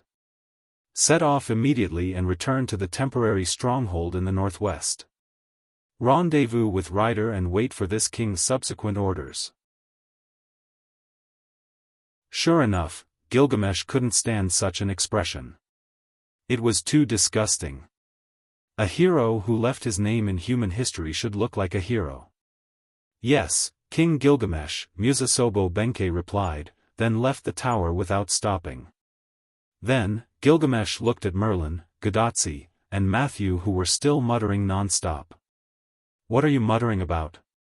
Return to the Chaldean embassy and rest as soon as possible. Yes then, King, I'll take my leave first. But Tachika and Matthew seem to have something to discuss with you and Lord Hyunryong. I won't disturb you. Merlin finished speaking and left by himself. Is that so? Gilgamesh looked at Gadotsi and Matthew.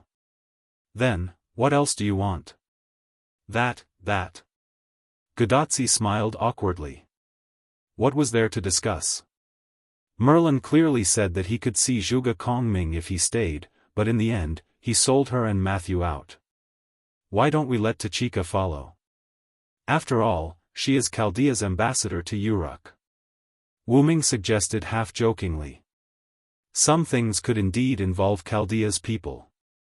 Forget it. This king is in a good mood today. This king and Hyunryong are going somewhere. If you don't want to return to the Chaldean embassy to rest, you can choose to follow. Gadotsi and Matthew's eyes lit up. If Merlin was right, they should be able to see Zhuge Kongming next. Yes, King Gilgamesh. It would be our pleasure.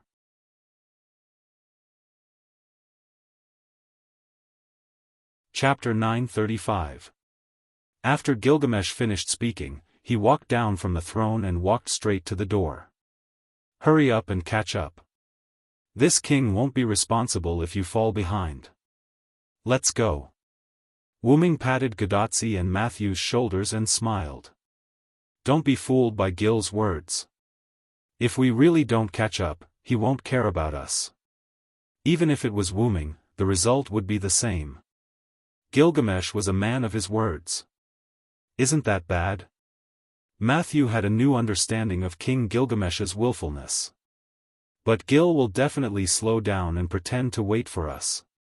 He has changed from the arrogant hero king to the existent sitting on the throne of the king of men. Gilgamesh is now a veritable sage king. Wuming praised Gilgamesh in a disguised way. Idiot, don't talk too much.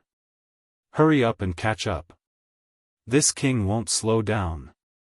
Yes. We'll catch up. Gadotsi and Matthew ran toward the exit in a panic. Wuming smiled helplessly, shrugged his shoulders, and followed. Just like that, the last person left the throne room. The empty throne room was illuminated by the rays of the setting sun, making it look exceptionally beautiful. Gilgamesh walked out of the tower, but he didn't go directly to the main road. Instead, he went around to the back of the tower and gently pressed somewhere at the bottom of the tower. A stone wall protruded and slowly rose like a stone door. A dim passage appeared in front of Gilgamesh. Without the slightest hesitation, Gilgamesh stepped inside. However, Gadotsi and Matthew, who followed Gilgamesh, were a little confused. They had been in Uruk for a while, but it was the first time they saw such a place. Was it an important institution? Although Gadotsi and Matthew didn't recognize it, Wuming recognized it. I see. No wonder you didn't see Zhuge Kong Ming. He's probably here, Wu Ming explained as he walked behind Gudatzi and Matthew. In here? The two were stunned when they heard Wu Ming's words. So there was such a secret room in Mesopotamia. However, this isn't a secret room. How do I explain this? Anyway, you'll know when you go in. Wu Ming spread his hands and walked to the stone door that was still open. By the way, this is the passage to the place where I used to live, Wu Ming said as he pointed to the passage behind the stone door. The passage to the place where you used to live? The two were a little confused. I'll explain as we walk. The stone door will automatically close if we delay for too long, Wu Ming said as he walked into the passage. Oh. It's semi-automatic. Gudatzi sighed. At that moment, the stone door made a sound of friction and swayed as it fell. It looked like it was about to close. Say. Senior? The stone door seems to be closing? Matthew was shocked. If this continued, they would probably be locked outside. Senior, I'm sorry. Matthew exclaimed as he grabbed Gudatzi's arm and ran toward the stone door. Matthew, slow down. Matthew changed from holding Gudatzi with one hand to holding Gudatzi in his arms. He walked briskly to the half-closed stone door. With inertia, Matthew held Gudatzi and slid into the half-closed stone door. Then, the stone door happened to close completely. Great, Senior, we're in. Matthew first took a deep breath, then looked at Gudatzi in his arms. However, Gudatzi's state at the moment was very similar to the feeling of being squeezed by Matthew's chest. She looked a little dizzy. Say. Senior? Are you okay? Matthew grabbed Gudatzi's shoulder and shook desperately. Gudatzi immediately pressed Matthew's hand. I'm fine, Matthew, just a little dizzy. If Matthew continued to shake, it would not be as simple as dizziness. At this time, the passage that was dim because of the closed stone door suddenly lit up. Sorry, actually I closed the stone door and startled you. After all, it was a passage leading to his former residence. The method of opening and closing was naturally in the hands of Wu Ming. The dragon horn on Wu Ming's head emitted a white light that was not dazzling, which was just enough to illuminate the surroundings. Gudatzi and Matthew both looked at Wu Ming silently, or rather, they stared at him and made an ambiguous sound. Wu Ming realized that his joke might have gone too far, and his face became serious. Ahem. I'm just urging you to hurry up.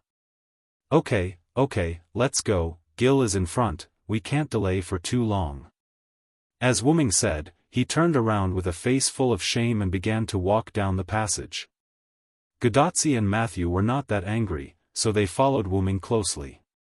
In order to divert their attention, Wu Ming began to talk about the origin of this passage. When I first came to the Uruk was still ruled by King Lugarbanda. As the god who protected the Uruk, I hid in a cave. I basically walked around with the dolls I made, or observed the entire Uruk through the statues in my temple. This passage leads to the cave where I hid. Villo, senpai, why did you hide? Matthew was quite puzzled. The gods' generation was an era where humans and gods coexisted. It was reasonable to say that there was no need to hide. Also, even if you wanted to hide, why did you choose to hide in a cave? You were the god of Sumer at that time, right? This sentence was transmitted from Gudatzi's wristband, which was Roman speech in Chaldea. The reason I needed to hide was very simple. It was because I was injured at that time. As for why I hid in a cave, it was simply because I had no place to go. Although the first half of Wu Ming's sentence aroused everyone's curiosity, they could still understand it. However, the second half of the sentence attracted everyone's attention and puzzlement. No place to go? Gudatzi and Matthew did not understand what he meant. However, Roman, who was sitting in Chaldea's control room, seemed to have guessed something. He looked at Leonardo da Vinci beside him in disbelief, as if asking for confirmation. The genius Leonardo da Vinci naturally understood Roman's meaning and nodded, indicating that Roman should continue. That, the reason why there was no place to go, could it be that you are a foreign god?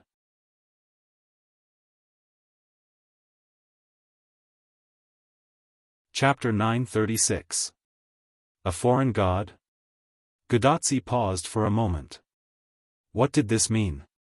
Doctor, are you saying that the Villo Senior is not Sumer's native god? Wu Ming was not surprised by Roman's conjecture.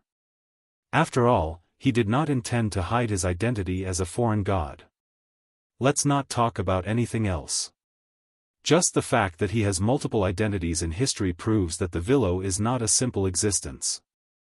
At the very least, he is not a native god. Sumer's native gods were born from faith. After the gods retreated, these gods also disappeared. Only Wu Ming, who was not a native god, could survive in other eras. Of course, it was only a possibility that he could survive in other eras. However, Wu Ming had left his shadow in many places in history. Cyrus, Sodric, Villo Cyrus Ed, Hyunryong, even if he was a foreign god, once he accepted the natives' faith, it would still have a serious impact after the gods disappeared. However, Wu Ming acted as if nothing had happened and left traces in human history. Roman guessed that Wu Ming's traces probably existed in the modern era as well. It was just that they had not been discovered. After all, Wu Ming had personally admitted that he was not dead. That's right. Roman's analysis is correct. I am actually a foreign god. Wu Ming admitted it naturally. You really are a foreign god. Godazzi thought it was a joke. Because I protected the Uruk, the humans of the Uruk and even Mesopotamia classified me as a Sumer god. Even so, the disappearance of the gods will not have much impact on me. When Wu Ming's power was insufficient in the past, he was restricted when he used his real body in the modern era. He had to be careful. However, now, Wu Ming did not have to be careful at all. This was because Wu Ming's status had reached the limit of the world. The world could no longer restrict Wu Ming. After all, Wu Ming was one step away from adulthood. However, this step could no longer rely on the accumulation of time. He had to find another way. Will Tachika hate me because I am a foreign god? Wu Ming suddenly turned around and looked at Godazzi. However, this immediately received a response from Godazzi. How is that possible? Assassin is assassin. Is she a god or a human? Or does she have anything to do with a foreign god or a local god? Anyway, I've always liked assassin. Godazzi had a baffled look on his face. However, Godazzi's words stunned the innocent Matthew. His face couldn't help but blush. That. Senior, are you confessing to Senior Villo? Matthew asked embarrassedly. Wu Ming was also stunned. He felt that Godazzi's love for him was not the kind of love between a man and a woman. It was more like the love between a brother and a sister. It's not a confession. If I have to say it, I feel that assassin is like a brother to me. Simply put, it's the love between a brother and a sister. Godazzi also explained in a serious tone. Sure enough, Tachika, you think so too. Wu Ming sighed in relief. If he treated Godazzi as a sister, and Godazzi treated him as a love interest, wouldn't it be strange? Of course. Anyway, I don't know why, but I always feel close to assassin. This was the same for Wu Ming. Although the two had only met a few times, ever since Wu Ming met Godazzi for the first time, he felt that Godazzi was like a sister to him.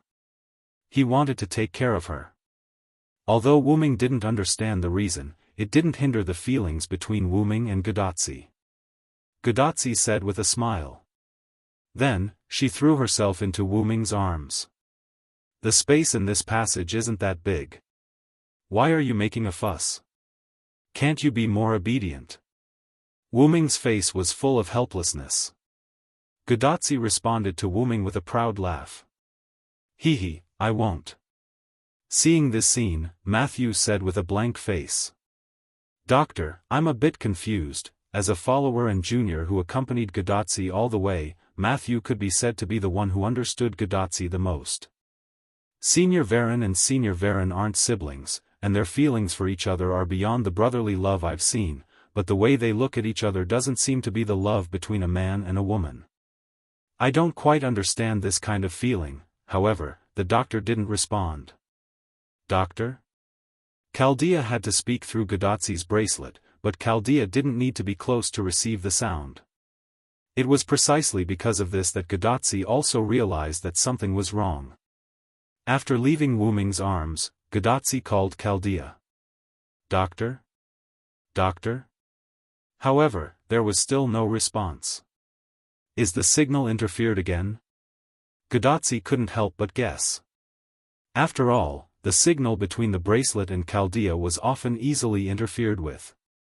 This was also a drawback that Chaldea couldn't eliminate. It shouldn't be. Although my cave does have a barrier, it can't be interfered with before I get close. Wu Ming also made a judgment. However, at this moment, Gadotsi's bracelet finally made a sound, but it was Leonardo da Vinci's bracelet. Yes, this is your genius Leonardo da Vinci's bracelet. Student Romani has died in battle, and he was muttering, it's more than brotherly love, but it's not love between a man and a woman. I don't understand such feelings. Damn it, I'm such a loser without family, friends, and lovers. Oh, by the way, Romani was crying. As a genius, Leonardo da Vinci could imitate him, but for the sake of this genius image, I refused. So the doctor is such a loser. Gadotsi couldn't help but laugh dryly. I thought the doctor was married. Matthew, who had seen Roman wearing a ring, didn't know what to say. Roman, I won't talk about you for now, but Tachika, Matthew, Leonardo da Vinci, and the other surviving members of Chaldea, aren't they all your friends and family? You've been through life and death together, and you've been working hard to save the world. This is a situation where one wrong move will cause you to lose the whole game. Isn't that enough to prove this relationship? Although the saying, a friend in need is a friend indeed, seemed a little cliché, the meaning it expressed was not a cliché. No matter when, a friend in need could indeed reveal a friend in need, and Chaldea was currently doing so. After Wu Ming said this, Gadotsi, Matthew, and the rest of Chaldea fell into silence.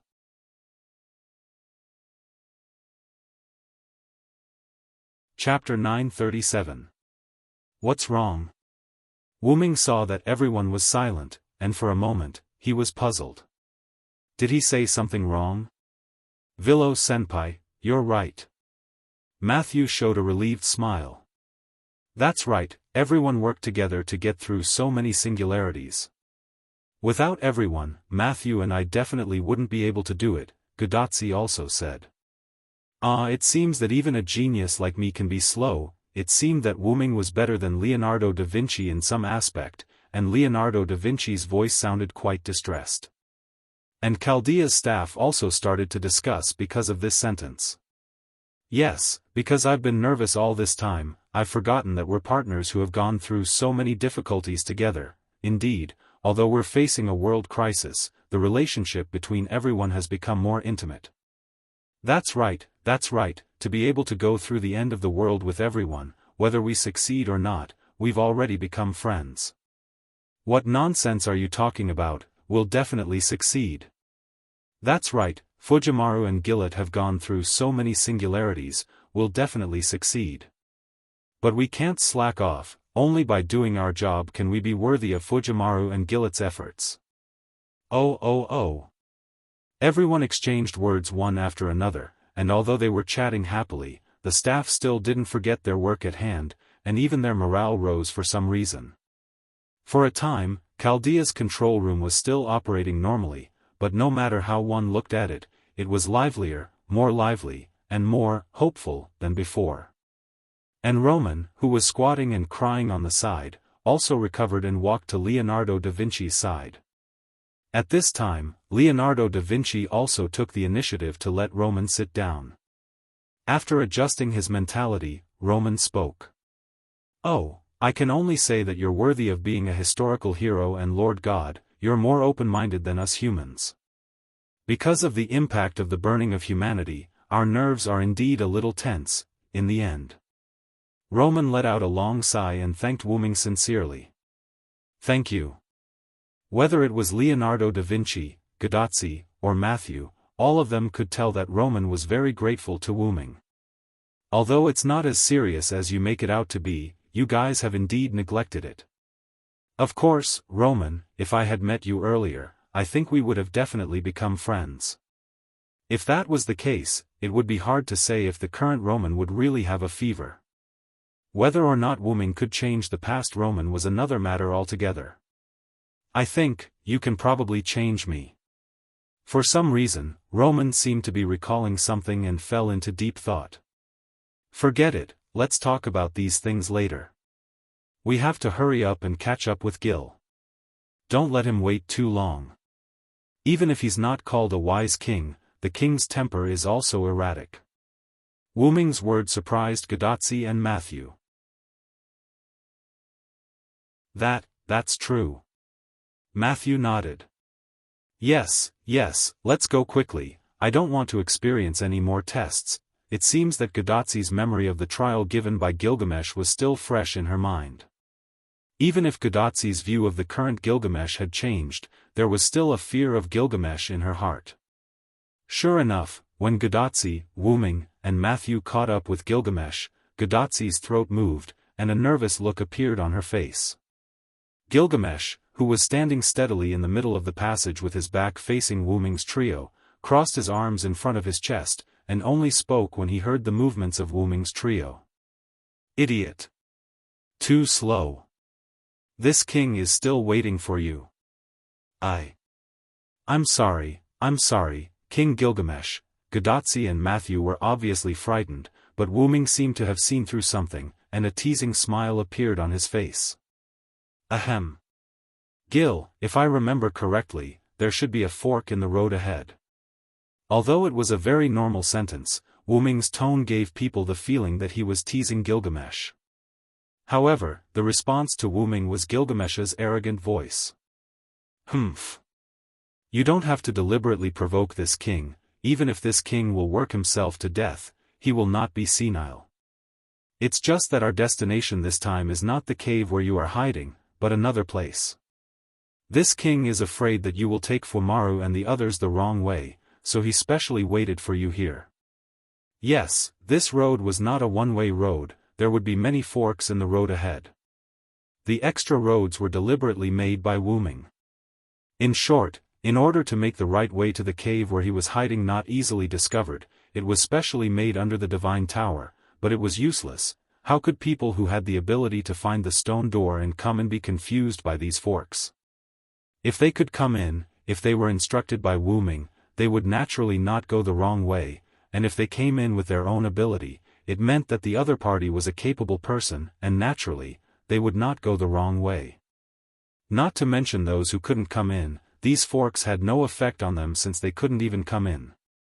As for those who came in by mistake, no one would come in by mistake. Wu Ming would not make such a typical mistake. The stone door itself was set by Wu Ming to disperse the loon. Ordinary people couldn't even get close to it, let alone open the mechanism to enter the passage by chance. Therefore, these forks became superfluous. When these forks were made, the young Gilgamesh also persuaded Wu Ming not to do these useless things, but according to Wu Ming's words, there must be forks in the tunnel, and other people's secret passages are like this. In the end, Gilgamesh couldn't resist Wu Ming, so he let Wu Ming complete the passage mixed with forks. As a result, this place was like a maze. Regardless of whether he got lost or not, he was definitely annoyed. Wu Ming didn't expect Gilgamesh to forget the way.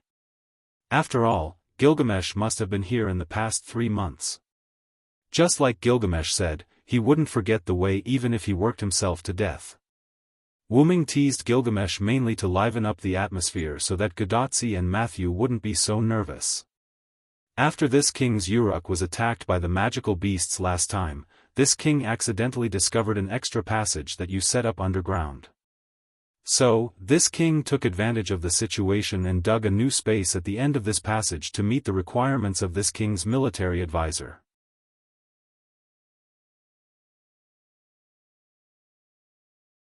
Chapter 938. Gilgamesh said as he walked. Gilgamesh walked in front, illuminated by the light emitted by the dragon horn headdress on Wu Ming's head. His long shadow spread out on the special stone floor in front of him, creating a clear shadow. In fact, Gilgamesh could see clearly in the dark passage even if there was no light, and so could Wu Ming, so there was no light in this passage. Today, because Gadotsi and Matthew followed, Wu Ming asked Kalas to light up the passage. He had to say that Kalas was really omnipotent in terms of support. Wu Ming didn't know whether Matthew could see clearly, but Wu Ming knew that Gadotsi, as an ordinary person, needed light. Without delay, Wu Ming followed Gilgamesh, and then asked Gilgamesh. Speaking of which, your military counselor is a pseudo-follower. Is his personality Zhuge Kong Ming, or the physical personality? Or is it like Ishtar's 3:7? Taking this opportunity, he could ask Gilgamesh the truth, and Gadotsi and Matthew were also quite interested in this. Oh, it seems that you have seen this king's military counselor before. We met him in Winter Wood and Rome, but at that time, one was Zhuge Kong Ming, and the other was the physical personality Immerse too. Without Wu Ming, Gadotsi and Matthew met Immerse too, who acted as a king's military counselor, when they followed the fifth emperor of Rome, Nero, to fight against the enemy.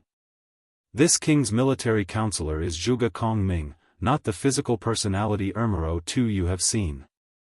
After Gilgamesh finished answering, Wu Ming spoke again. So what does this Zhuge Kong Ming need? Is it an independent secret space?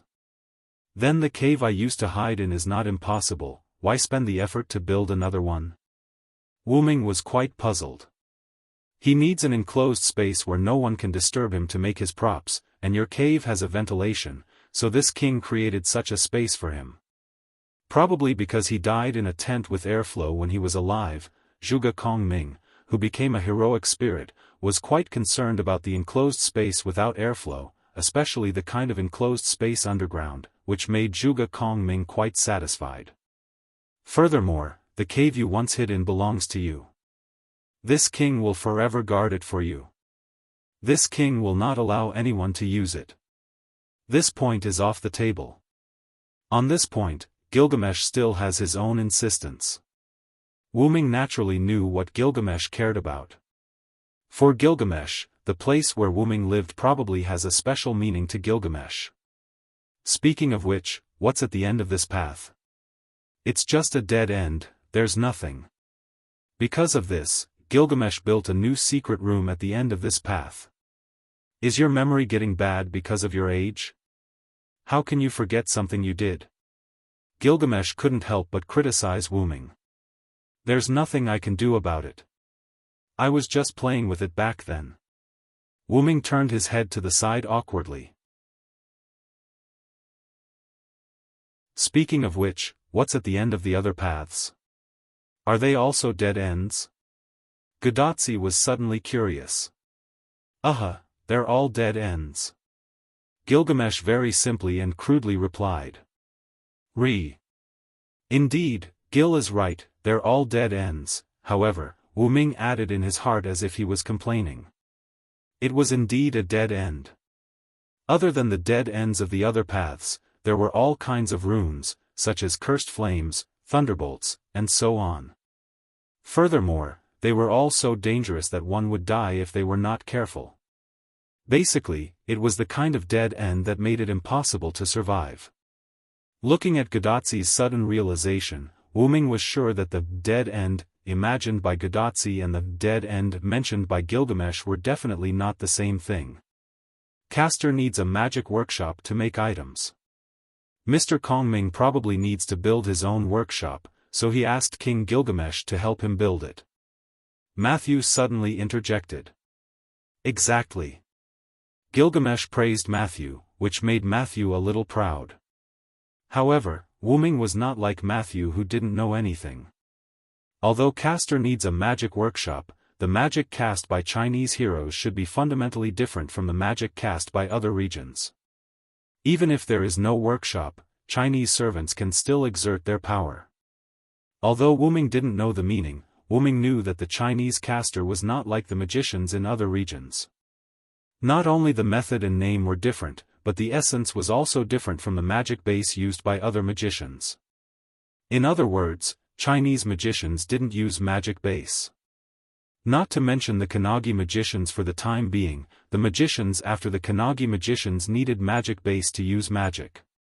Although it seemed that magicians could easily perform magic by chanting a spell or drawing a circle, but magicians could only perform magic by connecting to the magic base of this world.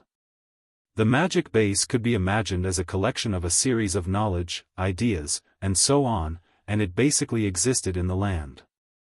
Of course, if you think about Christianity, a world-famous religion, its magic base might be spread all over the world. Just like the Lune Rune, there was also a magic base when it was used. When Wu-Ming learned the Lune Rune, he was a Kanagi, and Wu-Ming was a mutant, so the magic base naturally couldn't restrict him, so Wu-Ming only knew a little about it and didn't go too deep. The magic circuit was not only used to provide magical power, but it was also used to connect to the magic base. This was the most basic truth in the magic world, and basically, every magician would know it. However, Wu-Ming, who glanced at Gadotsi, silently took back his sentence at this moment. He had to say that Gadotsi was really too bad as a magician, and in terms of temperament, Gadotsi was not suitable to be a magician at all. However, it was exactly because of Gadotsi's temperament that he could keep making connections with the clones of the heroic spirits who had unique personalities and unusual tempers, the servants. In short, although Wu-Ming didn't have a deep understanding of these, Wu-Ming knew that the magic used by the Chinese magicians was very different from the magic used in other places, so Wu-Ming pointed out that Zhuge Kongming didn't need a magic workshop. Moreover, as the military advisor on the battlefield, Zhuge Kongming must have spent most of his time marching and fighting.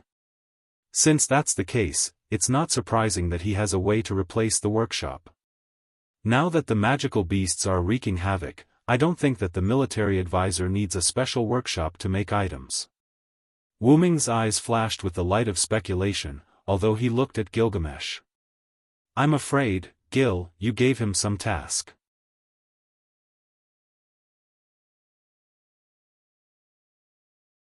Chapter 939.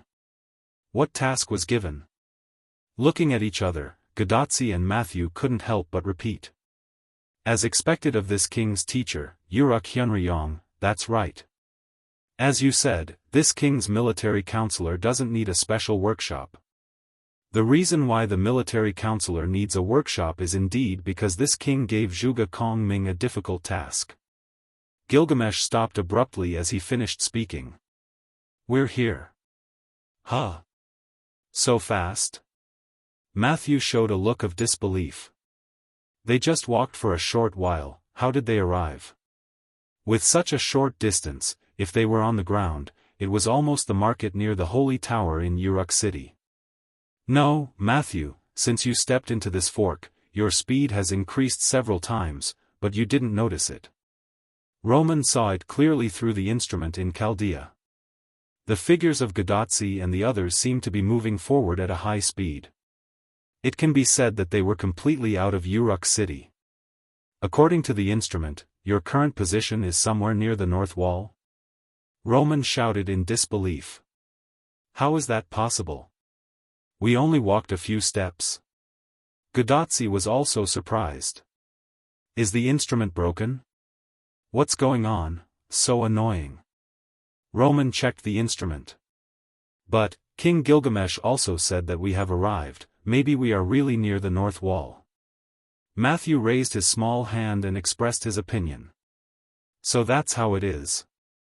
Roman stopped checking the equipment and nodded. I think it's probably some kind of magic trick with special effects set up in this underground passage.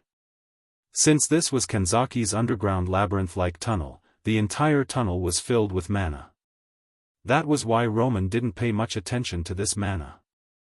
Now that he thought about it, it was highly likely that the mana was being emitted by some sort of special magic spell. At the very least, it was related. Roman's judgment is correct, this passage has an acceleration effect. Wu Ming gave the final answer.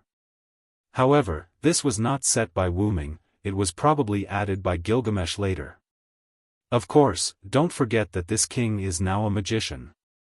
It's natural for him to use magic to make the passage more convenient. This place was quite a distance away from Uruk. If they were to rely on walking, they would not be able to reach their destination in a short period of time. Only by applying the acceleration effect to the entire passage could they reach their destination in such a short period of time. It only takes such a short time to go from Uruk to the North Wall. This is a great advantage for the North Wall. Matthew realized the problem. In a sense, this passage shortened the distance between the North Wall and Uruk to the extreme. In this way, whether it was support, marching, retreating, or other things, it could be done easily. This passage originally led to the north, and its end was near the North Wall.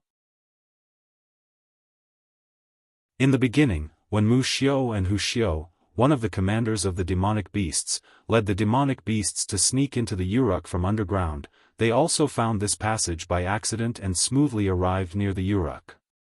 If not for this, the demonic beasts wouldn't have reached the Uruk that night. However, there were two sides to everything. Since the demonic beasts could use this passage to reach the Uruk, why couldn't humans use it? Gilgamesh simply transformed the end of the passage into Zhuge Kong Ming's magic workshop, which was connected to the barracks in the North Wall. If there were no limitations, it would indeed be more convenient to support the North Wall from Uruk. The limitation was the narrowness of the passage. Kalas, analyze it. Wu Ming put his hand on the wall and passed the magic to Kalas to achieve the effect of sampling. Master, the space here is too narrow. The magic attached to it can only work on a dozen people at most. If more people are added, I'm afraid it will exceed the capacity of the acceleration magic and the acceleration will be scrapped. Kalas' cold voice came from Wu Ming's head. It could be said that it scared Gadotsi and Matthew. Senior Villow's horn. Matthew was stunned. Talk. Gadotsi raised her finger and pointed at Wu Ming's head in surprise. By the way, Kalas didn't talk to you, but you have seen Kalas before. Wu Ming's words made Gadotsi fall into deep thought. Have we seen her before? In addition to this peculiarity, Gadotsi couldn't remember when Wu Ming had a horn on his head. When we first met, the black hat I was wearing was actually another form of Kalas. After hearing Wu Ming's words, Gadotsi suddenly recalled the first time she and Wu Ming met. That memory was still fresh in Gadotsi's mind. So it's that black hat? Gadotsi suddenly shouted, as if she had just woken up from a dream. Senpai, you are too rude. Mashu was a little embarrassed as she poked Gadotsi. Gadotsi, who realized that she was indeed a little rude, scratched the back of her head. Hey! I'm sorry. However, Kalas didn't pay attention to Gadotsi and Matthew at all. It was precisely because Kalas didn't talk to anyone other than Wu Ming that Gadotsi and Matthew didn't remember Kalas. Oh, it turned out to be a high-level magic costume. When did you get this? This king doesn't have any impression of it. Gilgamesh saw the nature of Kalas at a glance. When he saw the dragon horn on Wu Ming's head, Gilgamesh knew that it was a magic costume, but Gilgamesh didn't expect Wu Ming's magic costume to be so intelligent. It was definitely a high-level magic costume. Kalas was made by the second magician in the future. Although it is a simple auxiliary magic costume, Kalas is almost omnipotent except for combat. What? The second magician made it. This time it was Roman's turn to be surprised. Sure enough, Roman should have thought of this earlier. An attire that was similar to an artificial intelligence and could instantly analyze the magic within the passage was undoubtedly the highest level of magic attire. Perhaps only an existence at the level of a mage would be able to create something like this. However, before Roman could recover from his shock, a voice that was supposed to be very pleasant to the ear emitted a strong fighting spirit at this moment. "Oh, I seem to have heard someone mention omnipotence."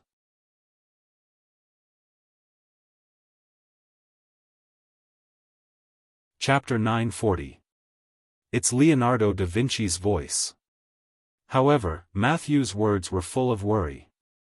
After all, although Leonardo da Vinci's voice was still pleasant to the ears, when Leonardo da Vinci's voice entered Matthew's ears, Matthew had a bad feeling. It's probably Leonardo da Vinci's jealousy again. It's not the first time. Guidazzi whispered to Matthew. After spending so many days together from Winter Wood to Mesopotamia, Guidazzi understood Leonardo da Vinci. Whenever other people involved Leonardo da Vinci's expertise, Leonardo da Vinci would become unusually unique. For example, Wu Ming's omnipotence just now. For Leonardo da Vinci, who had the title of omnipotent, this could be said to be a blatant provocation, and it was a top-notch provocation. Leonardo da Vinci was talented in painting, music, sculpting, mathematics, astronomy, geometry, biology, physics, engineering, invention of props, creation of weapons, and many other fields. Furthermore, he had outstanding achievements in all of them. Furthermore, such an omnipotent person had quite a bit of talent in magic as well. If someone provoked Leonardo da Vinci in the aspect of counterfeiting, then Leonardo da Vinci would discuss with the other party on who is the real product. If someone provoked Leonardo da Vinci in the aspect of art, then Leonardo da Vinci would discuss with the other party on who is the real artist. If someone provoked Leonardo da Vinci in the aspect of invention and construction, then Leonardo da Vinci would discuss with the other party on who is the real inventor. Although it seemed like he was going to use violence, Leonardo da Vinci was against violence. However, if he accidentally used violence, Leonardo da Vinci would not reflect on it. Wu Ming's words just now included all these aspects, which could be said to be an unprecedented provocation for Leonardo da Vinci. Omnipotence. This word could be said to be synonymous with Leonardo da Vinci. Not only Leonardo da Vinci himself, but also many scholars, and followers who knew Leonardo da Vinci in history recognized him. The personnel of Chaldea often sighed with emotion about Leonardo da Vinci's omnipotence. Saying that other existences were omnipotents in front of such a person, wasn't that a provocation to Leonardo da Vinci? Although Wu Ming didn't mean it, the speaker didn't mean it, but the listener did. It could only be said that this really confirmed Leonardo da Vinci's words. Be careful of artist followers, because artist followers were often some lunatics. Leonardo da Vinci. Calm down, please. The magic you emit has already affected the safety of the individual of our opposing incense, has been completely detected. Communication is also interfered with. Please restrain yourself. Indeed, Wu Ming's side did start to become noisy when he heard Chaldea's words. Leonardo da Vinci's kiss seems to be serious. It's over. I hope the doctor can stop Leonardo da Vinci from kissing. Matthew and Guidazzi began to pray meaninglessly. Wu Ming couldn't help but feel nervous at this moment. It was reasonable to say that he didn't have to be afraid of Leonardo da Vinci at all, but strangely, at this moment, Wu Ming didn't know why he felt a trace of fear. This was probably the uniqueness of artist followers, to be able to make Wu Ming feel afraid. However, in the next second, the sound of something breaking suddenly came from Guidazzi's bracelet. Beep! That was the sound of the communication being cut off. The communication was cut off. Guidazzi and Matthew were curious. It shouldn't be that weak, right? Could it be that Roman did something? However, Wu Ming looked at Gilgamesh. Gilgamesh's claw-gloved hand was still pointing at Guidazzi's direction. There was a trace of magic on the tip of the claw-glove's index finger. Apparently, Gilgamesh helped to cut off the communication between Chaldea and this side. This king just felt that the genius over at Chaldea's side is a little too noisy, and we are about to enter another magician's workshop. If the other party asks, just use this as an excuse. Most magicians' workshops did have the function of blocking other magic methods. This made Gadotsi and Matthew, who knew Leonardo da Vinci, brighten up when they heard Gilgamesh's words. As expected of King Gilgamesh, who can deal with so many desperate government affairs? Gadotsi thought of Gilgamesh's efficiency in dealing with government affairs not long ago. No matter what, he could easily get things done. As expected of King Gilgamesh. He actually found a solution so easily. Matthew looked at Gilgamesh with admiration. As long as Leonardo da Vinci calmed down and explained the reason with a proper reason, this matter would basically be over. A calm Leonardo da Vinci was a very reliable and approachable follower. You too, praise this king to your heart's content, probably satisfied that he solved the upcoming disaster in an instant. Gilgamesh laughed heartily. Yes, King Gilgamesh. As if encouraged, Gadotsi and Matthew let out an amazing shout. Then Wuming made a little joke. Hyunryong, this king solved this problem for you. You should thank this king. Gilgamesh looked at Wuming happily. However, how could Wuming let Gilgamesh succeed? This is underground, I don't dare to shout. What if it collapses? This scared Gadotsi and Matthew, and they immediately shut their mouths. However, Gilgamesh still had a way to crack Wuming's trick. Humph. This place has been magically processed. How can it collapse because of a mere shout? It's simply an alarmist. Immediately afterward, Gilgamesh looked at Wuming, or rather, he glared at Wuming. What's more, this is a shout of praise for this king, how can it stop? Stupid. As if he was dissatisfied with Wuming for causing Gadotsi and Matthew's voices to disappear, he burst out swearing. Yes, my king, but shouldn't we get down to business? Wuming smiled helplessly at Gilgamesh. What are they here for? Your remonstrance is reasonable. This king won't fuss over your mistake. Let's go. This strategist's workshop is just a turn ahead. Gilgamesh said as he led the way. Really? Wuming shook his head helplessly, then followed Gilgamesh. At this moment, Wuming missed the past.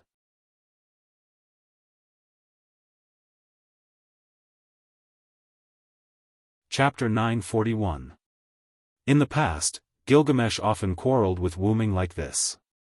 However, every time Enkidu acted as the middleman, Gilgamesh and Wuming would be fine in an instant. From an outsider's point of view, they might think that Wuming and Gilgamesh were quarreling. However, the two of them only looked fierce on the surface. In fact, they didn't seem to be quarreling at all. After growing up, Gilgamesh would call everyone bastard whenever he saw them. Although he wouldn't call Enkidu and Wuming that way, sometimes Gilgamesh's temper was so bad that even Wuming couldn't bear it. Enkidu would definitely persuade Gilgamesh with reason and emotion in a gentle manner, but Wuming would definitely not be so gentle. As a result, there was the seemingly quarrelsome conversation just now. Over time, it became a way of saying things between the two of them. It could also be considered as a way to vent their feelings. Therefore, from the outside, Wuming and Gilgamesh, who seemed to be quarreling, were actually just having a normal conversation. Gilgamesh was clearly not angry. He was just indulging his feelings in front of his friends, family, and teacher, which led to the appearance of quarreling.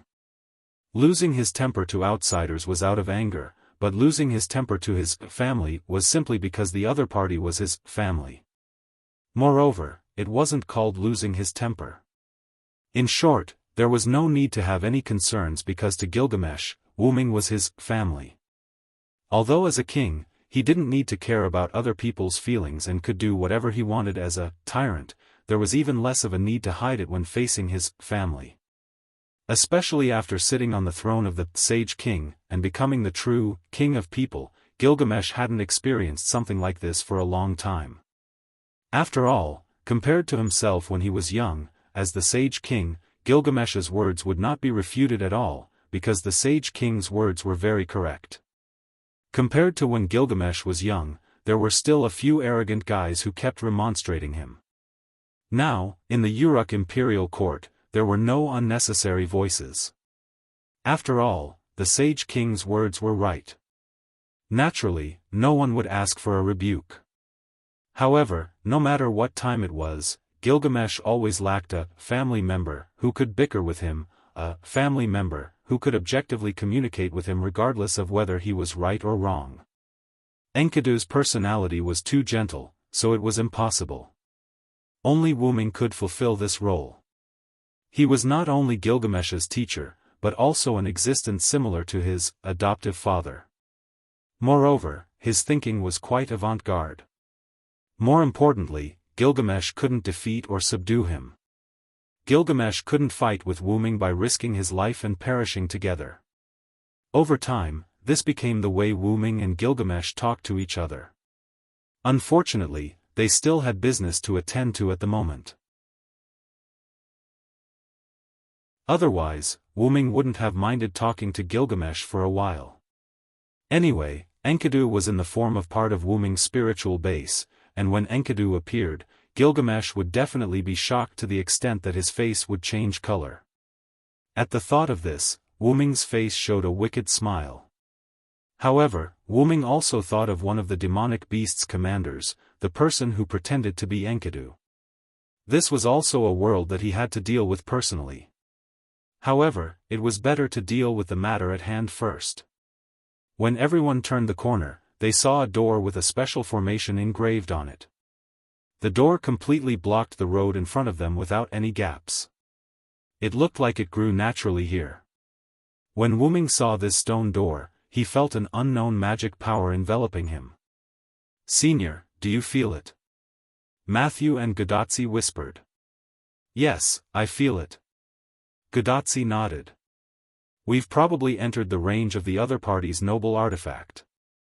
Wuming wanted to take a step forward, facing the magic power emitted by the door in front of him, and walked to the front of the door. It was a circle formed by two large black and white fish intertwined with each other. There were 8 patterns that were very similar but had obvious differences in details. This was the formation engraved on the door. 8 trigrams. This is probably Zhuge Kong Ming's best formation, Stone Soldier 8 formation. Back at the Winterwood Singularity, Zhuge Kong Ming wanted to use the Stone Soldier 8 formation on Attila the Hun in an attempt to delay the other party and give Gadotsi and the others a chance to escape. However, Zhuge Kong Ming's Stone Soldier 8 formation had just been used, and it was countered by Sima Yi's mixed elements array that was specially designed to deal with Zhuge Kong Ming.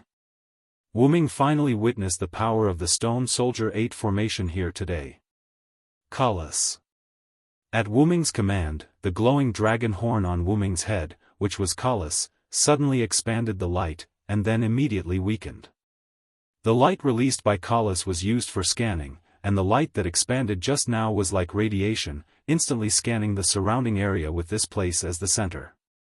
"Master, everything underground within the largest range that I can scan is covered by an invisible magic power. Due to the uniqueness of the other party's noble artifact, if you're not close to here, you won't be able to sense the existence of this special magic power at all.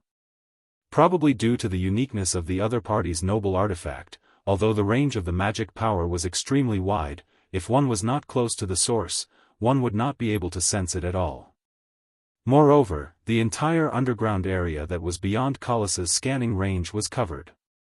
This is Zhuge Kong Ming's countermeasure to prevent the Uruk from being attacked by monsters from underground again." Wuming looked at Gilgamesh as he spoke. However, Gilgamesh did not answer Wuming directly.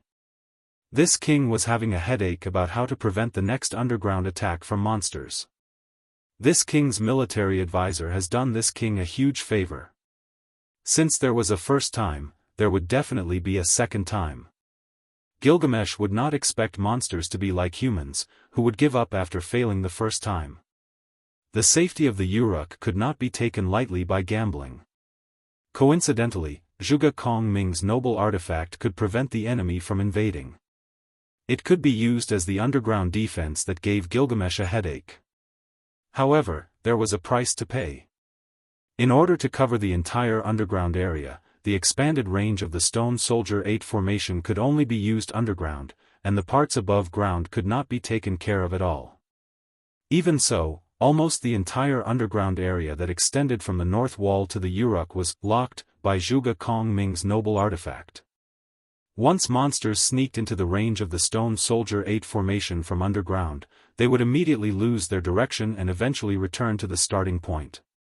It was impossible for them to dig deeper and sneak into the Uruk to attack, because if they were to dig deeper, they would dig into Ereshkigal's mansion of the dead.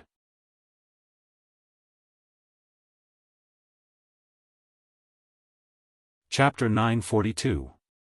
After paying the price of causing many monsters to die in the underworld, the monster commanders gave up on the idea of attacking the Uruk from underground. They had no choice. When the monster commanders tried to dig deeper into the ground where the 8 stone formations could not cover, they would reach the underworld if they dug a little deeper. There was no way around it. Although Ereshkigal's return did not bring the underworld from the entire Mesopotamia region, and some places could still be dug very deep, the idea of digging from the bottom to bypass the 8 stone formations was really unrealistic. After all, it was too deep, and it would take a lot of time and effort. Therefore, avoiding the underworld and bypassing the 8 stone formations from underground was really difficult for the monsters. Therefore, the monster commanders no longer tried to bypass the Uruk from underground. Setting up Zhuge Kong Ming's workshop underground and letting Zhuge Kong Ming use the noble phantasm was actually a defensive measure set up by Gilgamesh for the underground. This was a blatant scheme. With the noble phantasm covering the underground, the monsters could only go around or give up on attacking the Uruk from underground. However, the efficiency of going around the Uruk was too low. It was better to attack the Uruk directly from the north. At the very least, they could wait for the monsters to increase in numbers and let them attack from all directions. No matter how hard it was more practical than going around the Uruk from underground. Therefore, the monster commanders changed their minds and prepared to attack the Uruk from all directions. Wu Ming's first encounter with Ulidim was the vanguard. He went around the mountains to the back of the Uruk and waited for the opportunity to attack the Quetzalcoatl together with the monsters from the north, the mountains in the northeast, and the Persian Gulf in the southeast to take down the Uruk from all directions. At the same time, they could also get rid of the Quetzalcoatl on the surface. At that time, they only needed to focus on the goddess of the underworld. Wu Ming felt that the monster commanders were a little whimsical, or perhaps they thought too simply of humans and the Quetzalcoatl. The power of the feathered god had been mentioned before. Furthermore, it took a lot of effort for magical beasts to traverse mountains. Only magical beast commanders with unique physiques and abilities superior to mass-produced magical beasts would be able to traverse mountains effortlessly. However, with the command of the demonic beast commander, it wasn't impossible to mass-produce demonic beasts. But if that was the case, the number of demonic beasts would need to be terrifyingly large. Otherwise, how could they attack from all directions? It could only be said that the idea was good, but it was unrealistic. After all, there weren't that many magical beasts. He could only wait. There was no other way. After all, magical beasts also needed to be born. But now, even if there were enough magical beasts, perhaps the magical beast commander's plan to attack the Uruk from all directions couldn't be carried out. After all, whether it was the mass-produced Ulidim, Ujir, or Musamafu, more than half of the demonic beasts had been killed or injured. It was also because of the huge decrease in the number of demonic beasts that the demonic beast commanders in charge of attacking the north wall had restrained themselves. The frequency of attacks and the number of demonic beasts had decreased, which was why Gilgamesh was able to find time to come here with Wu Ming, Gadotsi, and Matthew. And not only that, but the number of demonic beast commanders had also decreased from the original 7 to 5, the unknown person who had stolen Enkidu's body, the venomous dragon Basumu, the three-horned lion dragon Ujir, the seven-headed snake Musumafu, and the winged mermaid Kururu. One of the demonic beast commanders, Ulidim, wanted to devour Wuming in the southwest mountain, but was killed by Wuming instead. The other demonic beast commander, Ujir, was also killed by Ereshkigal. Although Musumafu escaped, it was really unpleasant. On the human side, the original 10 servants had been reduced to 11. Although Wuming had drawn Ishtar to his side, she was still the Sumer goddess, the mistress of the sky, Ishtar. Moreover, whether it was Wuming or Gilgamesh, what they valued was not Ishtar herself, but the bull of the sky that Ishtar had, Gugurana. Although it was a mythological beast, Gugurana couldn't be defeated by the number of servants, but by the quality of the servants. The unknown person who had stolen Enkidu's body was let go. After all, the other party was using Enkidu's body, and it would be best to capture him alive. The remaining 4 demonic beast commanders didn't need to worry about anything, and the remaining 4 demonic beast commanders were not small. When the time came to deal with these 4 demonic beast commanders, if Ishtar summoned Gugurana and let some servants cooperate with it, eliminating these 4 demonic beast commanders would not be difficult at all. The only thing that needed to be paid attention to was Basumu's poison. Even Gugurana couldn't ignore Basumu's poison. Both sides were at the same level, but it was hard to guarantee that Gugurana would be poisoned. However, if it was Funbaba, there was probably a chance that it could resist Basumu's poison.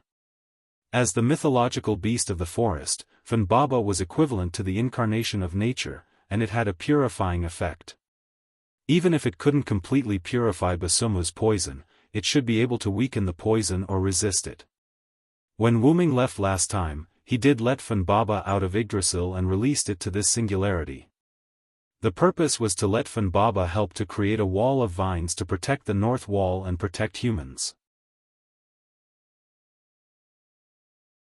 As a result, Wuming didn't know where Funbaba went. Its master had returned, but it didn't know how to find its master. By the way, Gilgamesh, do you know where Funbaba went? Wuming suddenly asked Gilgamesh. Gilgamesh frowned. Weren't they talking about the 8 trigrams? Why did they suddenly change the topic? It was impossible for Gilgamesh to know that Wuming was thinking about so many things, but Gilgamesh finally answered Wuming. I don't know. After you left, Funbaba helped the north wall construct a wall of vines, and then disappeared. Although the wall of vines in the north wall has basically been consumed, it is also thanks to Funbaba's help at that time. Otherwise, this king's Uruk wouldn't know what would have happened. Funbaba added a layer of vines before the north wall was completed. Following the vines, the efficiency was much higher. It could be said that without Funbaba's help, the 11 magical beast commanders and a large number of enhanced magical beasts that suddenly appeared 3 months ago would have been enough to break the north wall. I'll go look for it later. After all, Funbaba can also contribute to dealing with the magical beast commanders. However, Wuming's words attracted Roman's attention. Villo, is the Funbaba you're talking about the Funbaba that lives in the fir forest? Wuming wasn't surprised that Roman knew about Funbaba.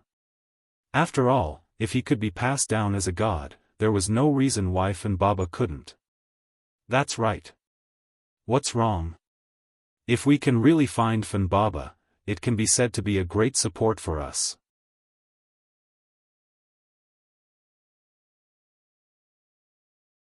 Chapter 943. According to Sumer's legends, Funbaba, the divine beast of the forest, had unparalleled power. It even imprisoned the mistress of the sky, Ishtar, leaving the gods helpless. In the end, it was Gilgamesh and Enkidu who worked together with some of the gods to subdue it. It was also because Gilgamesh saved Ishtar that he became involved with Ishtar, which led to the subsequent events of the Bull of the Sky incident. Roman stopped there. After all, it was not appropriate for him to explain the subsequent events in front of Gilgamesh. All in all, if we can find Funbaba, it will definitely be as useful as the Bull of the Sky, Gugulana. No, It should be said that Funbaba is indeed stronger than the bull of the sky. Is this true, assassin? Is Funbaba really that strong? Gadotsi, who did not understand this, looked at Wu Ming, trying to get an answer. Probably. Wu Ming, who was deep in thought, casually replied. It seemed a little perfunctory. It could not be helped.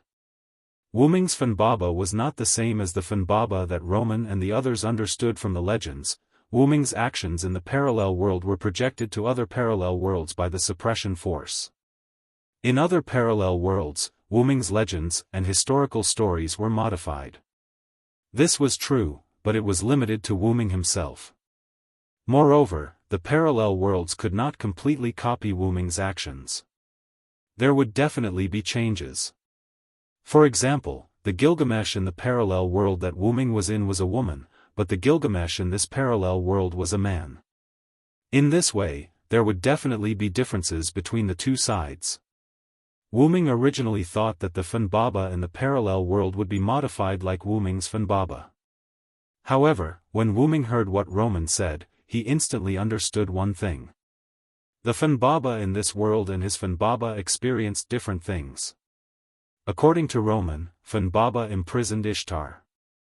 Then, Gilgamesh and Enkidu were asked by the gods to rescue Ishtar, which led to the Bull of the Sky incident. However, Wu Ming's Funbaba did not imprison Ishtar. Moreover, because Funbaba and Wu Ming's holy lance Yggdrasil fused, after being retrieved by Wu Ming, Funbaba basically did not appear in Mesopotamia. The Bull of the Sky incident in Wu Ming's parallel world was only because Ishtar lost her temper because she thought that she was fooled. Sure enough, Wu Ming was still relying on Ishtar to descend, anyway, because the Funbaba was retrieved by Wu Ming. Wu Ming did not know the specific strength of Funbaba. Therefore, Wu Ming hesitated when answering Gadotsi. In the end, Wu Ming, who did not think that it would affect anything, chose to end the topic. I'll look for Funbaba later. For now, let's deal with the matter at hand. It was better to wait until they found Funbaba in the future.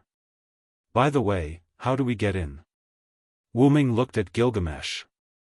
This door should not be opened with brute force. There should be some kind of mechanism. Logically speaking, this door should have opened when we stood here. Since it didn't open, it's probably because Zhuge Kongming is busy inside. Gilgamesh was not anxious because Zhuge Kongming neglected him because Gilgamesh knew that Zhuge Kongming's task was difficult. At this moment, as if it had heard Gilgamesh's words, the door in front of everyone split from the middle and slowly opened to both sides, revealing darkness. This was probably the so-called camouflage. King Gilgamesh, please forgive me. A familiar voice came from the darkness, followed by the figure of a young man who seemed to be in his 30s coming out of the darkness. The young man's face was the face of Immerse II that Wu Ming had seen before. Zhuge Kongming did indeed use Immerse II's pseudo-follower.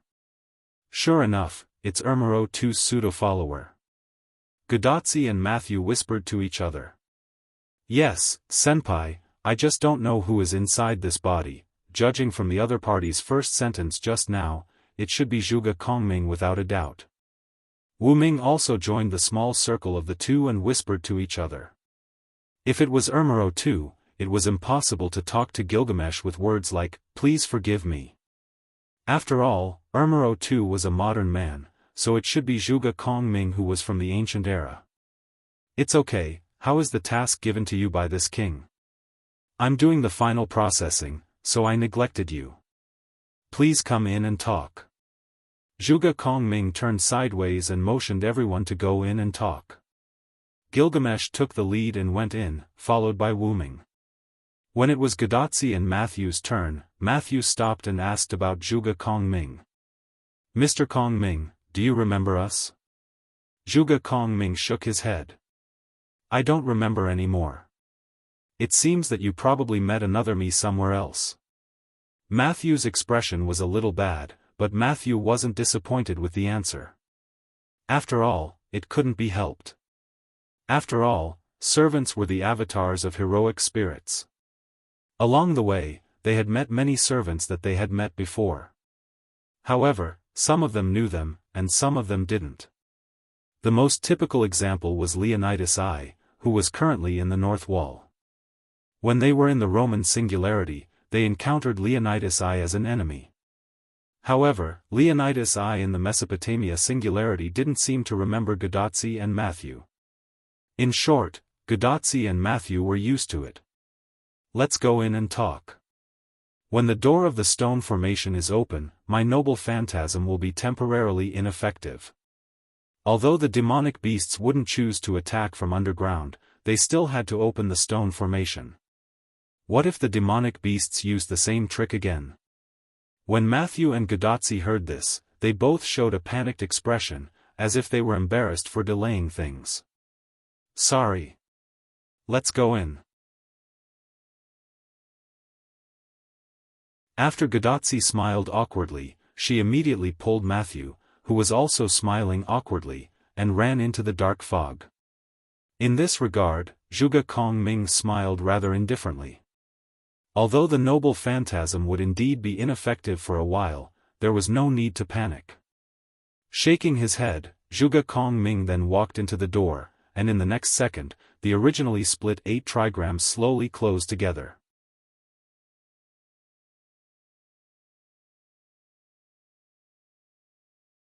Chapter 944.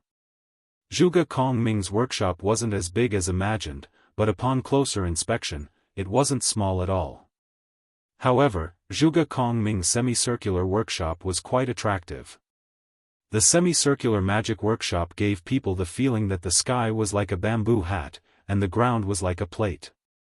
It was filled with the aura of ancient China, as if they had come from Mesopotamia to ancient China in an instant. The entire workshop's floor was covered with neat green stones, and the domed ceiling was also decorated. There wasn't a trace of soil in sight. It was simply a neat stone room, and it made people's eyes light up. Zhuge Kongming's workshop didn't have much in it, except for a few huge stones and a stone platform in the middle. The huge stones were arranged in a circular pattern in the middle. Upon closer inspection, there were exactly 8 of them, and they were arranged in the shape of the 8 trigrams. In the middle, there was a platform in black and white.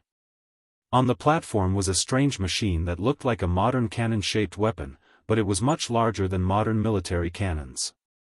The maximum length of the machine was at least 20 meters. Most importantly, this strange machine was so gorgeous that it didn't look like a weapon at all. It looked more like a precious treasure that had been lost to the world. What is this? Gadotsi was shocked. Could this thing that looked like a cannon be some kind of important device? A weapon? Or is this a necessity for Mr. Kongming's workshop? Matthew asked. It was obvious that Gadotsi and Matthew were really interested in this. Taking a closer look at the cannon, the body of the cannon was just a support that could move the barrel up and down. The support supported a long, cannon-like object. The entire cannon barrel could be said to occupy 90% of the entire machine. The current inclination of the barrel was 20 degrees, and it was almost level with the ground. The support under the barrel could be used to adjust the angle of the barrel. Although the support couldn't make the barrel tilt 90 degrees, 67 degrees was not a problem. If it was a weapon, it could be used as a super long-range weapon. At the end of the barrel, there was a round cover that could be opened. The entire barrel gradually became thinner from the back to the front. At the muzzle, there was not a pitch-black hole, but a sharp spike. The spike was as long as 3 meters.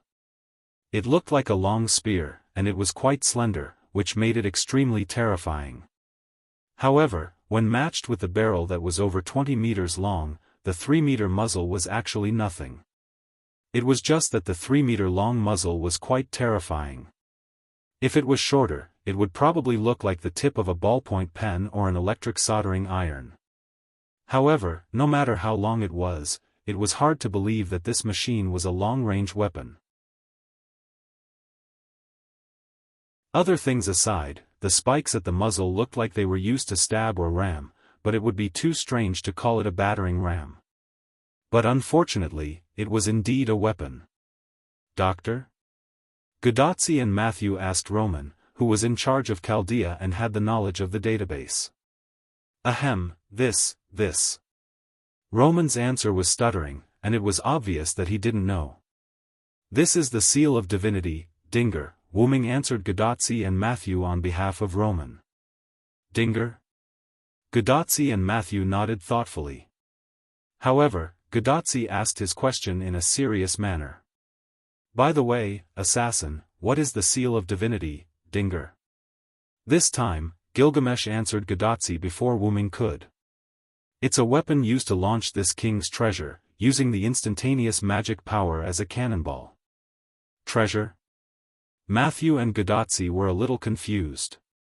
Could it be that just gold and silver could be used as a cannonball? Would it be weak? The two of them were full of doubts as they had never seen a cannonball being launched. However, it was indeed so. After all, the treasure of this era seemed a little difficult for Gadotsi and Matthew to understand. At that moment, Wooming simply explained to the two of them. To put it simply, it's actually a treasure that can be called a noble phantasm.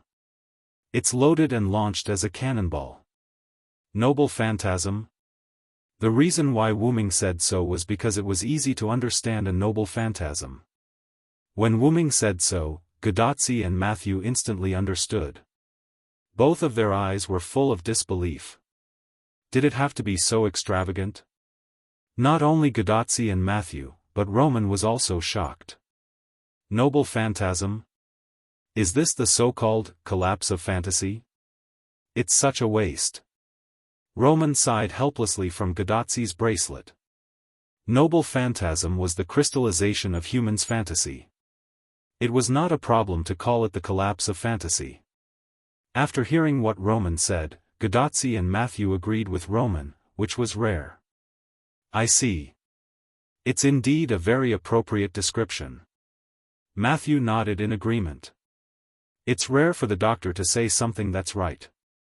Roman was a little sad about what Gadotsi said. However, he had been through a lot and gradually got used to it. Using a noble phantasm as a cannonball and launching it to cause an explosion. Theoretically, it could cause a lot of damage, but is it really okay to be so wasteful? Roman was once again worried about Gilgamesh's reckless waste. Humph. Human history is a waste of history. If that's the case, this king's phantasm should be used this way. Gilgamesh's courage let Gadotsi and Mashu once again witness Gilgamesh's excellent side. He's indeed the most ancient hero king. Matthew once again praised Gilgamesh in a serious manner. If it were me, I would probably be very reluctant. Gadotsi smiled embarrassedly. Isn't that obvious? The only one who can easily do this is this king, who has all the treasures in this world. Ha ha ha. Gilgamesh laughed happily. This made Wooming shake his head helplessly again. The king would not hesitate to accept the compliments and be happy because it was an affirmation of the king. King Gilgamesh, it's time for you to explain the mission that you've given to Zhuge Kongming. Although that was what Wooming said, Wooming could almost guess it. After all, the divine right seal, Dinger, on the stone platform in front of them was obviously different from the one that Wooming knew. When Wooming saw the divine right seal, Dinger, he understood the mission that Gilgamesh had given to Zhuge Kongming. It was probably to modify the divine right seal, Dinger. It's just as you think, Hyunryong. This king has given the military counselor the task of modifying the divine right seal, Dinger.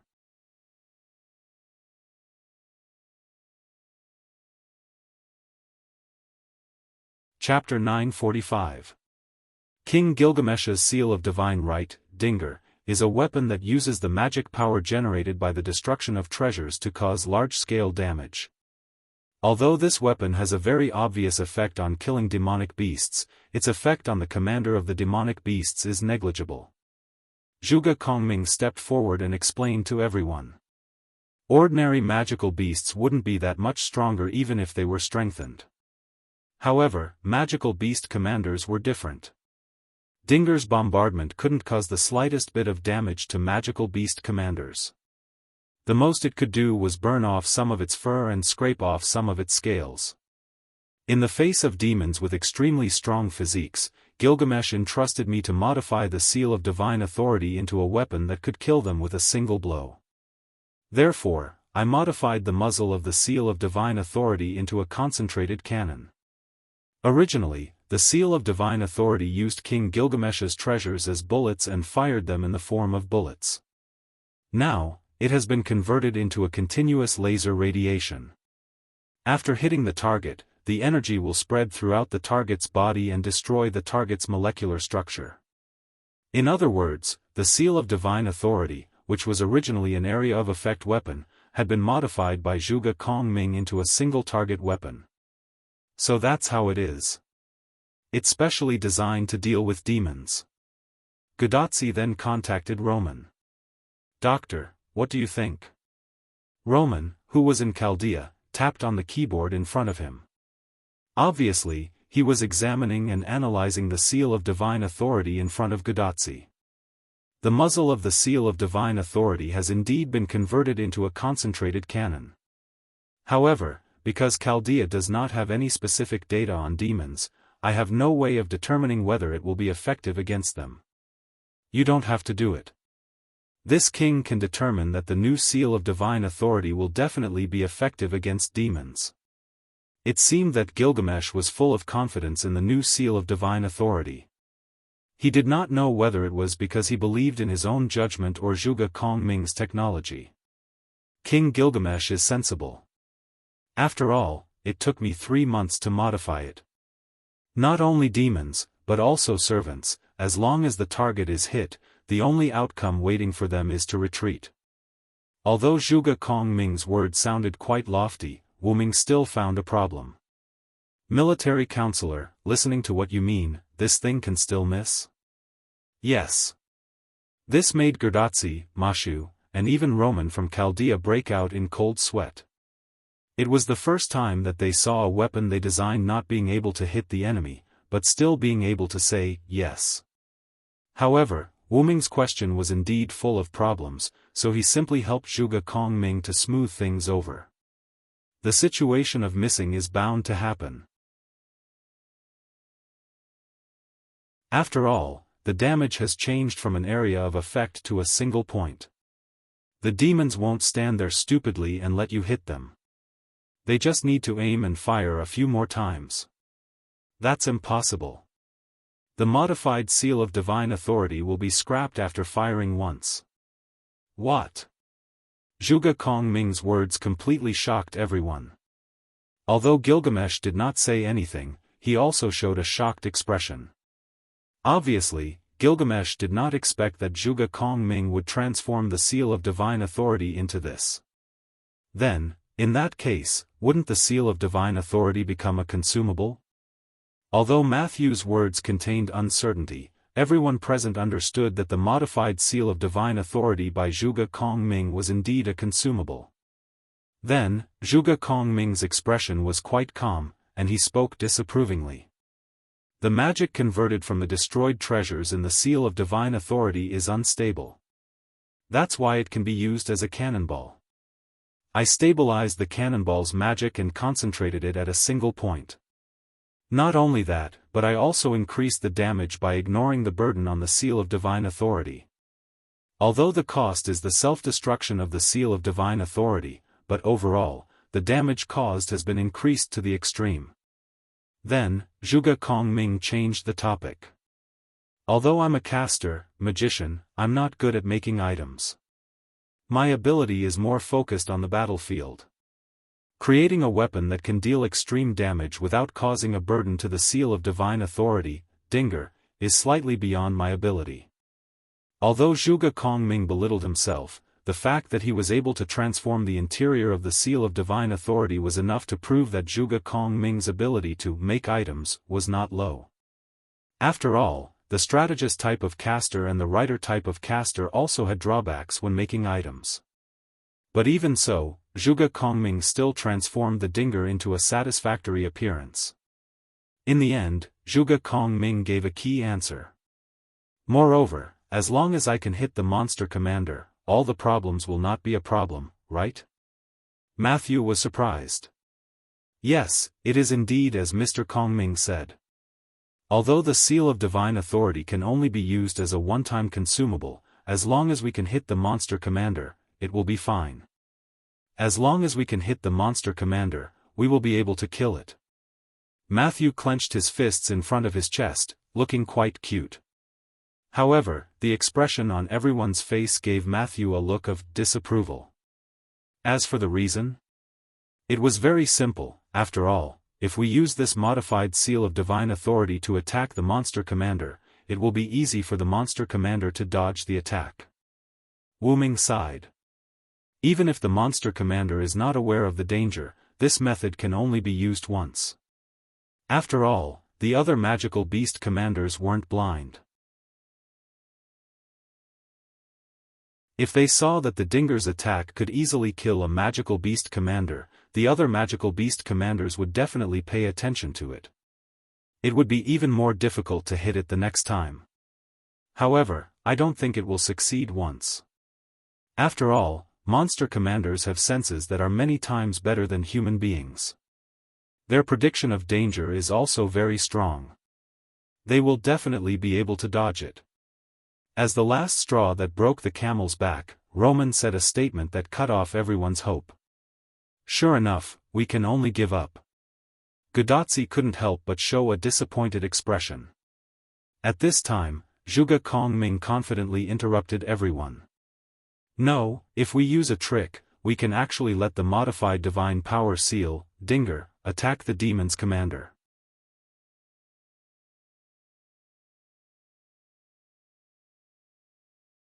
Chapter 946. That's right. Zhuge Kongming was an outstanding person in terms of intelligence. Although Zhuge Kongming was not as outstanding as his contemporaries, that didn't mean that Zhuge Kongming wasn't good enough. It was just like how peacocks and phoenixes were not outstanding, but peacocks were much more colorful and outstanding than most birds. And judging from the fact that Zhuge Kongming's plan was effective, Zhuge Kongming's plan wasn't that bad. On the contrary, Zhuge Kongming was a completely trustworthy strategist. The reason why Zhuge Kongming designed the Divine Right Seal, Dinger, to be a powerful attack at the cost of self-destruction was probably because he was confident in his plan. Putting aside the demonic beast commander who was using Enkidu's body, there were still 4 demonic beast commanders that had to be eliminated. If the Divine Right Seal, Dinger, was used properly, it would have a 100% chance of hitting the demonic beast commanders. They would definitely be able to eliminate the demonic beast commanders without using Funbaba or Gugalana. Well, let's listen to this king's words then. This king trusts you a lot, Gilgamesh nodded. It seemed that he valued Zhuge Kongming's brains a lot. At that moment, no one said anything more. After all, Gilgamesh had already said it. By the way, strategist Kongming, how many divine right seals, Dinger, have you modified? However, Zhuge Kongming said a number that made everyone's jaws drop. 1. Suddenly, no one said a word. The air seemed to have frozen. It was silent and cold. Wu Ming, who was the first to react, reached out his hand and slowly covered his ears. What? Gudatsi, Matthew, Roman, and even Leonardo da Vinci, who had been watching from the side, all let out shocking shouts. The sound waves were like shock waves, even causing the illusion that the entire cave was shaking. By the way, Gil, do you know about this? Wu Ming slowly put down his hands that were covering his ears and couldn't help but ask Gilgamesh. Gilgamesh, who was not affected by Gudatsi and the other's sonic attack, nodded. Indeed, this king knows about this. After all, this is the only Dinger that this king gave to military counselor. The others are either in Uruk or in the North Wall. Immediately, everyone revealed a helpless expression. After all this time, it turned out that there was a problem on Gilgamesh's side. No. In fact, even if you give me more Dinger, I can only modify one at the moment. 3 months is already my limit. Although Zhuge Kongming said so, there was no trace of shame on his face. Guidotti and Matthew were still in a state of shock. Roman and Leonardo da Vinci, who were in Chaldea, also looked powerless. This turn of events was too much for them to bear. I take back my words of praise for Zhuge Kongming. After spending 3 months, he was only able to modify one dinger. There was no one else in the world who could do that. Thinking about how Zhuge Kongming's stone warrior 8 formations covered more than half of Mesopotamia, could it be that Zhuge Kongming's skill points were all spent on formation? Cough. Let's organize the information. All in all, we only have one dinger that can be used on a monster commander, right? Apart from Gilgamesh, everyone, including Zhuge Kongming, nodded silently. Wu Ming could not help but facepalm. Actually, it was not that bad. After all, at most, they had returned to the state before they met Zhuge Kongming. Since there is only one dinger, let's keep it as a ghost card for now. After all, there was only one modified dinger. There was no way to keep it as a consumable item. It might be useful as a ghost card. By the way, Gil, did you bring me here just to show me this? Previously, Gilgamesh had given orders and criticisms to everyone in the tower. Only Gilgamesh had requested to talk to Wu Ming privately. Although he had brought along Guidotti and Matthew, it did not prevent Gilgamesh and Wu Ming from having a private chat. At the same time, Wu Ming did not think that Gilgamesh had called him for such a small matter. Even if the modified seal of divine right, Dinger, could destroy the demon commander in one strike, Silent Wonder wouldn't think that it was a big deal. After all, there was no need for Silent Wonder to personally see such a thing. All he needed to do was to display its effects on the battlefield. Of course, there is something else. Gilgamesh showed an expression that said, "Hyunryong knows me best." Then, he walked to the corner and knocked on the stone wall. "Come here and feel it with your magic." Wu Ming walked over and placed his hand on the stone wall. Then, he injected his magic into the wall. In an instant, a magnificent 3D projection appeared in Wu Ming's mind. This was the scene of the area covered by the stone formation. Everything on the ground could be seen clearly by Wu Ming. Many soldiers in the north wall were undergoing emergency maintenance as if a war was imminent. Leonidas I was constantly training the soldiers. Carts of supplies were pushed out of a military tent that was much larger than the other military tents. There were also people who could smile even in the face of the monster crisis. What is this? Wu Ming could not help but look at Gilgamesh who was beside him. The stone formation is used to monitor the situation on the ground. As a result, there is no way for him to investigate the situation on the ground. However, if there is someone with magic with the help of the stone formation, they can detect everything on the ground and underground. It is like a god's perspective. However, Wu Ming was still puzzled. What did this have to do with him? Wouldn't it be better to just find someone with magic? The reason why I called you over is because I received a mud tablet from the front line. It says that many magical beasts seem to be gathering in Nippur. Just by looking at their numbers, it seems like they are preparing for an unprecedented attack by magical beasts. After hearing Gilgamesh's words, Wu Ming subconsciously turned his attention to the place outside the north wall. If there is someone with more powerful magic, they will be able to see further places. Even this king is unable to observe the nearest city. At present, I am afraid that only you, Hyunryong, can do it. Therefore, the reason why Wu Ming was called over was to investigate the truth of the information sent from the front line. After all, the monster wave also had a monster wave commander. It was very likely that the monster wave had confused the humans. Therefore, they had to investigate. As Gilgamesh said, Wu Ming's magic was indeed the highest on their side. Even Ishtar's magic was not comparable to Wu Ming's. Just as Gilgamesh had said, the area covered by the stone soldier formation was only a small part of the northern wall. It was far from the extent of scouting the nearby cities. However, it was probably as Gilgamesh had said.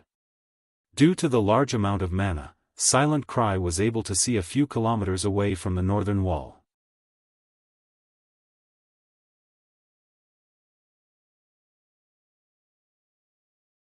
Chapter 947. Although he only caught a glimpse of it for a moment, the scene of magical beasts gathering and demons dancing was deeply imprinted in Wu Ming's mind. It was a city that had long been turned into ruins, and there were a large number of magical beasts of various shapes and sizes gathered there. The liger-type magical beasts roared at the sky, while the snake-type magical beasts breathed out on the ground. It was comparable to a group of demons dancing and 100 ghosts walking at night.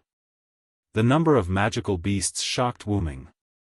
There were at least tens of thousands of magical beasts. It was hard to imagine that so many magical beasts could gather in such a city. And from the glimpse just now, Wu Ming also saw that many magical beasts were still gathering there. It really looked like they were preparing for a big battle. Your information is correct, Gil. I saw a large number of magical beasts gathering in the ruins of Nippur. There are more than 10,000 magical beasts, and it's still increasing. Wu Ming could not help but frown. Oh, so it's like this. Gilgamesh frowned with his arms crossed in front of his chest. The magical beasts were really preparing for a big general attack. Kalas, can you project the scene I just saw from my mind? However, Kalas did not answer whether she could or could not. Instead, she began to execute Wu Ming's order. Yes, master. The dragon horn on Wu Ming's head fired a ray of magic at the wall. In an instant, a projected image appeared on the wall. It was the scene that Wu Ming had caught a glimpse of before. Wow! It's really a projection? Gadotsi shouted in surprise and trotted to Wu Ming's side. Sure enough, Miss Kalas is very powerful. Matthew was amazed. Although he did not run like Gadotsi, he still walked over. Extracting the scene from Wu Ming's mind in an instant and projecting it, this once again proved that Kalas was an advanced magic dress. Sure enough, Kalas is a very advanced magic dress. If it was Leonardo da Vinci, it would not be possible to make it. Roman could not help but praise. However, for some reason, Roman's voice stopped abruptly as if fate had grasped his throat. I see, such an ability, it is indeed the work of the gem master. At this time, Leonardo da Vinci's voice came from Gadotsi's bracelet. Leonardo da Vinci's kiss. Gadotsi instantly felt that something was wrong. Not only Gadotsi, but Matthew, who was standing next to Gadotsi, was also shocked. At the same time, Roman, who was in Chaldea with his back facing Leonardo da Vinci, showed an expression that said, I'm done for. Leonardo da Vinci certainly could not make a magic dress like Kalas. This was an indisputable fact. However, although it was a fact, whether or not he could say it in front of Leonardo da Vinci was another matter. By the way, the content of this projection is really bad. Leonardo da Vinci's tone was deliberately serious, giving a feeling that he was using force. The reason why Leonardo da Vinci could see it was because the screen in front of Gadotsi and Roman was transmitting the image that Gadotsi saw to Chaldea through the bracelet-type communication device worn by Gadotsi. Although the image that appeared in front of Gadotsi and the others was only a few seconds, everything in the image was the same as what Wu Ming had described. If the magical beasts were serious and launched an all-out attack, the humans would definitely not be able to resist. The magical beasts had gathered in large numbers, and the place where the magical beasts gathered was the nearest city to the north wall, Nippur.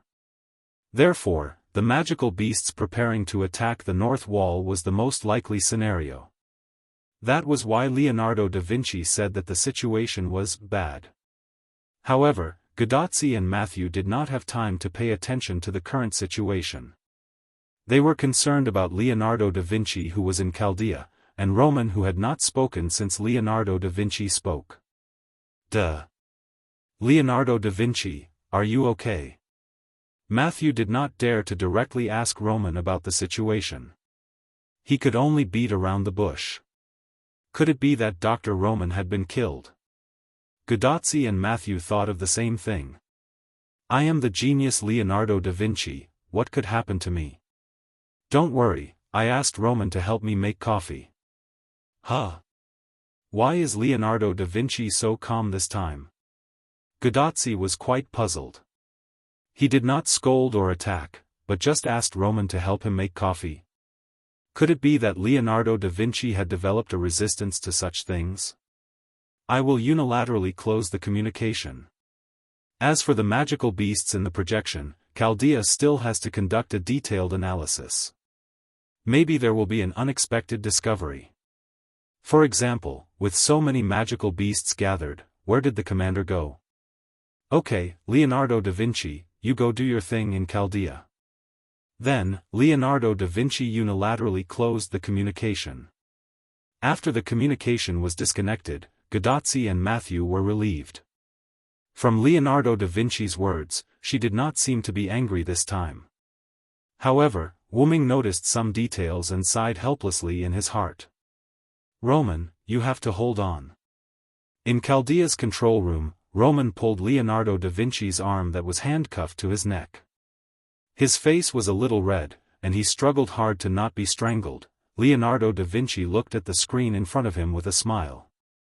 After confirming that the communication was closed, he let go of the arm that almost strangled Roman to death. Cough cough. Cough cough cough cough. Da Vinci's dear. Cough cough.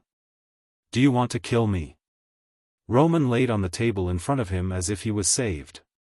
He kept coughing and spoke weakly.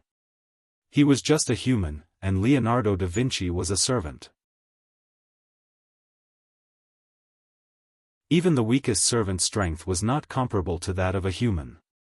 Ah, it would be great if Mr. Roman could be strangled to death. Leonardo da Vinci said with a smile. People who didn't know would think that he was concerned about someone. Sure enough, Leonardo da Vinci said that he was fine, but his body was particularly in line with his thoughts. Roman felt that if it wasn't for the screen between Wuming and Leonardo da Vinci, even if the other party was Wuming, Leonardo da Vinci would still dare to go up. I have collected the projection just now, don't forget to analyze it, Leonardo da Vinci said, picked up a cup of coffee on the corner of the table and left. She really went to make coffee just now. Really, leaving things to me again. But when he thought that he just survived Leonardo da Vinci's capture, he didn't say anything more. Roman got up and went to the corner of the table, picked up another cup of coffee on the corner of the table. Leonardo da Vinci didn't just make a cup of coffee. Roman noticed that the staff of Chaldea had turned their eyes to him.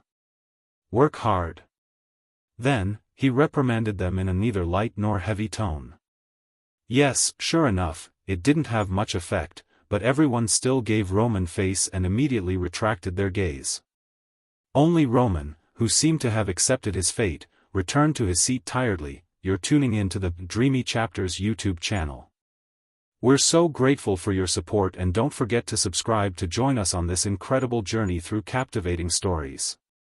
Your generosity through donations truly makes a world of difference, as it's the primary source of revenue that allows me to expand and enhance this channel for you. Thank you from the bottom of my heart for being a part of this adventure.